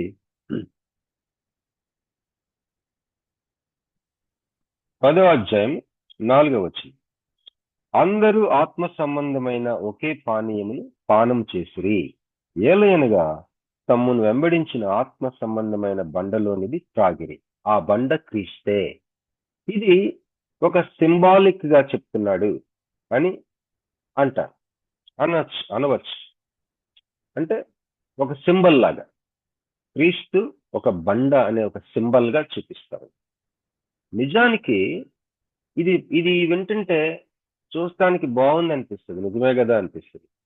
మరి మోషేతో మాట్లాడిన ఆ యొక్క వాక్య భాగం మనం ఆ వాక్యంలో బండ అని చదివినప్పుడు బండని బండలాగే మనం అర్థం చేస్తాం. 2వది దావీదు ఆ కీర్తనకారుడు, దేవుడు నాకు ఒక పెద్ద కొండంత బండలాగా నాకున్నాడు అని అన్నప్పుడు ఒక పోల్చి చెప్తున్నాడు, పోలిక, ఫిగరేటివ్ గా. 3వది క్రీస్తే ఆ బండ అన్నది మనం చూసాం కదా, అది సింబల్ గా, ఒక సింబాలిక్ గా. అయితే బానే ఉంది. మనం అది చూడటానికి బాగుంది, కానీ దాన్ని లోపలికి పరిశీలిస్తే ఈ 3 కూడా ఒక నిజమైన విషయాన్ని సూచిస్తా ఉన్నాయి. మరి మోషేతో మాట్లాడిన ఆ బండ నిజంగా ఉంది. ఇప్పుడు ఆ కీర్తనకారుడు దేవుడు నాకు ఒక బండగా, ఒక శైలంగా ఉన్నాడు అన్న ఆ యొక్క వాతావరణం మనం చూస్తే అది దానికి ఒక చరిత్ర, అది ఒక రియాలిటీకి సంబంధించిందే. తను ఆలోచిస్తూ ఏదో పోలికలాగా ఉంది, కానీ తను దేవుణ్ణి గురించి మాట్లాడుతున్నప్పుడు తన పరిస్థితి, తనకు కలుగుతున్న ఆదరణ, తన నమ్మకం, అది ఒక నిజమైన విషయం. 3వది క్రీస్తే ఆ బండ అన్నది చూస్తే యేసుక్రీస్తు నిజంగా ఉన్న వ్యక్తి కదా, అది నిజమైన విషయం, అది రియాలిటీ. అది కనుక ఇక్కడ వచ్చిన చిక్కల్లో ఏంటంటే దేవుని వాక్యం రాసిన వ్యక్తి నిన్ను పోలికలాగా అర్థం చేసుకోమంటున్నాడా, ఒక సింబాలిక్ గా అర్థం చేసుకోమంటున్నాడా, లిటరల్ గా ఉన్నదున్నట్టు అర్థం చేసుకోమంటున్నాడా, ఏ మోడ్ లో నిన్ను అర్థం చేసుకోమంటున్నాడో ఆయనే చెప్తాడు, ఆ గ్రంథకర్త. అంతేగాని దాన్ని దీనికి ఆ టైప్ లో అర్థం చేసుకుంటే గందరగోళం అయిపోద్ది, సరైన అర్థం రాబట్టుకోలేదు. ఇక్కడ మనం గమనించినట్లయితే మాటలు ఎక్స్ప్రెస్ చేసే ఆలోచనలు, మాటల ద్వారా మరి తెలియపరచబడే ఆ యొక్క ఐడియాస్, దానికి వాస్తవానికి మధ్య సంబంధం ఉంటుందంట. మనం చదువుతున్న మాటల్లో నుంచి వచ్చే ఐడియాస్ కి వాస్తవానికి మధ్య సంబంధం ఉంటుంది. దయచేసి ఈ పాయింట్ గుర్తుపెట్టుకొని దీని మీద ధ్యానం చేయండి. There is a relationship between ideas expressed by the words and reality. And that is direct. అది ఏదో సింబాలిక్ కాదు, డైరెక్ట్. మనం చదువుతున్న వాక్య భాగం ఏదైనా అవ్వచ్చు, దాంట్లో ఉన్న ఐడియాస్కి మరి ఆ యొక్క రియాలిటీకి నేరుగా సంబంధం ఉంటుంది. ఇది చాలా ముఖ్యమైన విషయం. ఓకే, కనుక మనం ఈ మూడవ వివాదాస్పదమైన విషయం, ఇది కొంతమంది ఏమో మరి దేన్నైనా పోల్చి చెప్పే భాగాన్ని చూసి ఉన్నదున్నట్టుగా లిటరల్ గా తీసేసుకుంటారు. లిటరల్ గా తీసుకోవాల్సిన దగ్గర పోల్చి చెప్తా ఉంది. పోలిక పద్ధతిని అనుసరించి ఇది మనం ఏదో పోల్చి చెప్తా ఉన్నాడు. అంటే ఉదాహరణకి యోనా కథలో, ఆ యోనా కథ, ఆ చేప ఎన్ని కూడా నిజంగా జరిగినవి కావు. అది మనకి ఒక పాఠం నేర్పించడానికి ఒక ఫిగరేటివ్ గా, ఒక పోలికగా వాడుకొని చెప్పిన కథ అది అని క్రైస్తవ నాయకులు నమ్మేవారు ఉన్నారు. అలాగని చెప్పేసి పోలికగా గ్రంథకర్త పోలికగా చేసి ఫిగరేటివ్ గా రాస్తున్న ఆ యొక్క వాక్య భాగాన్ని లిటరల్ గా ఉన్నదన్నట్టు తీసుకొని మరి గందరగోళానికి గురయ్యే ఇంటర్ప్రిటేషన్ ఉంటారు. కనుక మనం ఏంటి, ఈ యొక్క మూడవ వివాదాస్పదమైన విషయంలో మనం తీసుకోవాల్సిన ఆ యొక్క స్టాండ్, ఆ యొక్క మనం ఎట్లా నిలబడాలి ఈ ప్రవాహంలో అంటే, గ్రంథకర్త నిన్ను తాను రాసిన వాక్య భాగము ఏ విధమైన మోడ్లో అర్థం చేసుకోమంటున్నాడో, లిటరల్ గానా, ఉన్నదున్నట్టుగానా, లేకపోతే అలంకారప్రాయంగా ఫిగరేటివ్ గా పోలికగా నేను రాస్తున్నాను అట్లా చూడండి అని చెప్తున్నాడా, లేకపోతే సింబాలిక్ గా రాస్తున్నాను అలాగా దీన్ని ఇంటర్ప్రిట్ చేయమని అంటున్నాడా, ఏ విధంగా నిన్ను దీన్ని ఇంటర్ప్రిట్ చేయమని అంటున్నాడు అన్నది ఆ చదవబడిన భాగాల్లోనే చిన్న చిన్న హింట్స్ ఉంటాయి. దాన్ని కసరత్తు చేసి పట్టుకోవాలి. ఇది మన స్టాండ్. హల్లెలూయా. మరి పైన ఈ యొక్క 4వ అంశం పైన చెప్తాను. నెక్స్ట్ క్లాస్ లో ఇది చెప్తూ మిగిలిన కవర్ చేసేసి మనం ఇంట్రొడక్షన్ పార్ట్ అంతా ఎండింగ్కి వచ్చేసామండి. అసలు చెప్పాలంటే పాఠంలో పెద్ద పాత్ర ఇదే, ఈ యొక్క హెర్మెనీటిక్స్ సబ్జెక్ట్. దీనిని భలేగా మనం జీర్ణించుకుంటా ఉన్నాం. దేవునికి స్తోత్రం కలిగిన గాక. ఇది చెప్తున్నందుకు నాకు కూడా ఎంతగానో ఉపయోగపడుతుంది. ఎప్పుడో మర్చిపోయిన సబ్జెక్ట్ మళ్ళీ నేను జ్ఞాపకం తెచ్చుకుంటున్నాను. నాకు చాలా ఉపయోగపడుతుంది. ఇది నీరు పోయే వారికి నీరు పోయబడిన అన్నట్లుగా నేను ఇట్లాగా చెప్తున్నందుకు నాకెంతో ఉపయోగకరంగా ఉంది ఇది. అంతేకాదండి, మన యూట్యూబ్ లో దాదాపు 40-50 మంది చూస్తున్నారు ఇది. అంటే వాళ్ళల్లో కనీసం ఒక 50% అయినా దీనిని బాగా గ్రహించుకుంటానికి చూస్తా ఉందంటారు. దేవునికి స్తోత్రం కలుగునుగా. మరి ఎటు తిరిగి యూట్యూబ్ లో పెడుతున్నారు కాబట్టి మనం క్లాస్ కొద్దిలే అనుకుంటున్నారేమో. యాక్చువల్ గా నేను థియాలజీ చేసినప్పుడు, హగ్గా ఇంటర్నేషనల్ చేసినప్పుడు ఆ సెషన్స్ టైం వచ్చేసరికి ప్రభువా ఈ గిన్నె నా ఎదురు నుండి తొలగించని ప్రార్థన చేసుకునేందుకు అయిపోతుంది. కరెక్ట్ గా అదే టైంకి ఏదో ఆటంకం వస్తుంది, కూర్చోలేకుండా నీరసం వస్తుంది, రకరకాలైన సమస్యలు వస్తాయి. కనుక మనం యూట్యూబ్ లో పెడుతున్నాం.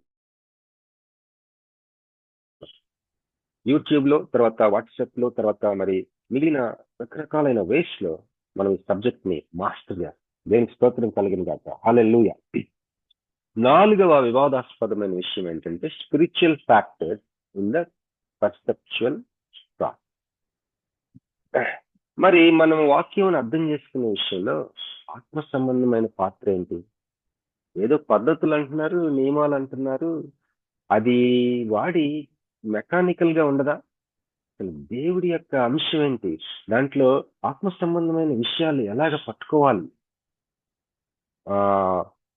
మరి కేర్ఫుల్ గా నేను స్టడీ చేస్తే ఆత్మ సంబంధమైన ఇన్సైట్, ఆ యొక్క గ్రహింపు ఎట్లా వస్తుంది? ఇది సొల్యూషన్, డైలమా, మనకుండిన ప్రశ్న ఇది. ఇది ఒక వివాదాస్పదమైన విషయమే. దీని గురించి రకరకాల చర్చలు. మనము ఎలాంటి స్టాండ్ తీసుకుంటామంటే, KNOW నో, తెలుసుకోవటం అన్న దాంట్లో దీని యొక్క తాళక్షేయం ఉంది. నోయింగ్, తెలుసుకొనటం, ఎరుగుట, తెలుసుకోవడం అని. ఇక్కడ రోమపత్రిక 1వ అధ్యాయంలో 18 నుంచి 22 వచనం చూస్తే, అలాగే 1 కొరింథీ 2వ అధ్యాయం 6 నుంచి 14, అలాగే ఎఫెసీ పత్రిక 4వ అధ్యాయం 17 నుంచి 24, 1 యోహాను 2వ అధ్యాయం 11. ఇవి కొద్దిగా ఎక్కువ పోర్షన్స్ ఉన్నాయి కాబట్టి రెఫరెన్సెస్ చదువుతున్నా. దీంట్లో ఏం చెప్తున్నాడంటే, మనుషులకి ఆత్మ సంబంధమైన గుడ్డితనం ఉంటది, వాళ్ళ గ్రహింపు చాలా డార్క్ అయిపోయి ఉంటుంది, చీకటి గమ్మినట్టుగా ఉంటది కదా. వాళ్ళకి అలాంటి వాళ్ళు కూడా ఈ యొక్క హెర్మన్యూటిక్స్ నియమావళిని, ఎక్సజెటికల్ సూత్రాలని, మరి వాక్యాన్ని అర్థం చేసుకునే సూత్రాల నియమాలు వాడితే వాళ్ళకి ఎంతో కొంత అర్థమైపోతుంటది కదా వాక్యంలోని అర్థం.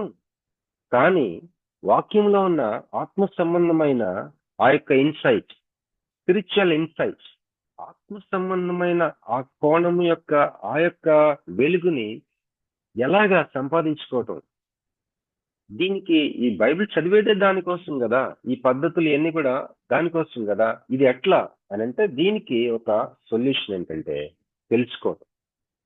తెలుసుకోవటంలో ఒక అవిశ్వాసి జ్ఞానయుక్తంగా గ్రహించుకోగలడు బైబిల్ని. అవిశ్వాసి అయినా బైబిల్ చదివినప్పుడు జ్ఞానయుక్తంగా గ్రహించుకోగలడు, కానీ అతడు ఏం చేయలేడు, దానిని అన్వయించుకొని దాని మీద యాక్షన్ తీసుకోలేడు. చదివి అర్థం చేసుకోగలడేమో కానీ ఆ అర్థాన్ని తను అన్వయించుకొని దాని మీద నడవలేడు. ఎందుకంటే ఇక్కడ చాలా జాగ్రత్తగా మనం తెలుసుకోవాల్సింది, దేవుని వాక్యపు కాగితాల మీద ఆ బైబిల్ యొక్క మాటల్లో మరి ఆ యొక్క అర్థము అతనికి అర్థం కానంతగా ఉండకపోబట్టి కాదు, అతడికి అర్థం అవుతుంది.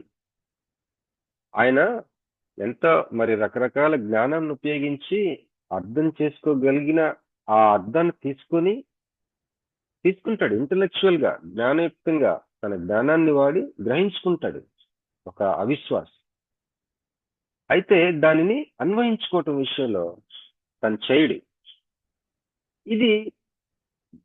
ఇది కొద్దిగా మార్చుకుంటూ మనం ఈ యొక్క సూత్రాన్ని అర్థం చేసుకోవాలి. ఏంటంటే ఆ మార్పు దేవుని వాక్యపు గ్రంథపు చుట్టలో, ఆ మాటల్లో ఎవరికైనా సరే అది దాని అర్థము అందుబాటులో లేక కాదు, ఎవరికైనా అందుబాటులో ఉంది, దాని యొక్క తాత్పర్యం అందుబాటులో ఉంది ఎవరికైనా.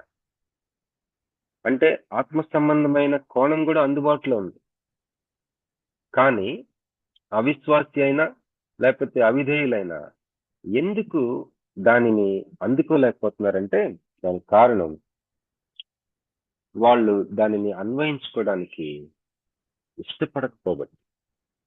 అన్వయించుకోలేక కాదు, అన్వయించుకోవటం వాళ్ళు వద్దనుకుంటున్నారు కాబట్టి. ఆ కోణం అందుబాటులో లేక కాదు, ఆత్మీయ కోణం అందుబాటులో లేక కాదు. దేవుని స్తోత్రం. ఇది నెక్స్ట్ చూద్దామండి. ఇంకొకటి ఇదే పాయింట్ లో ఇంకొకటి ఏంటంటే, ఏ పరిశుద్ధాత్మ దేవుడైతే బైబిల్ రాసిన గ్రంథకర్తలకి దైవావేశం కలిగి చేసి రాయించాడో అదే పరిశుద్ధాత్మ దేవుడు చదివేవాణిని ఆ వాక్యంలో నుంచి వెలుగు కలిగి చేయగలడు. ఈ యొక్క గొప్ప ఆశీర్వాదాన్ని మనం విస్మరించకూడదు. ఏంటి ఆ ఆశీర్వాదము, ఏంటి ఆ రిసోర్స్ అంటే, పరిశుద్ధాత్మని ఒక పరిచర్య ఏంటి, ఇన్స్పిరేషన్, మరొక పరిచర్య ఇల్యూమినేషన్.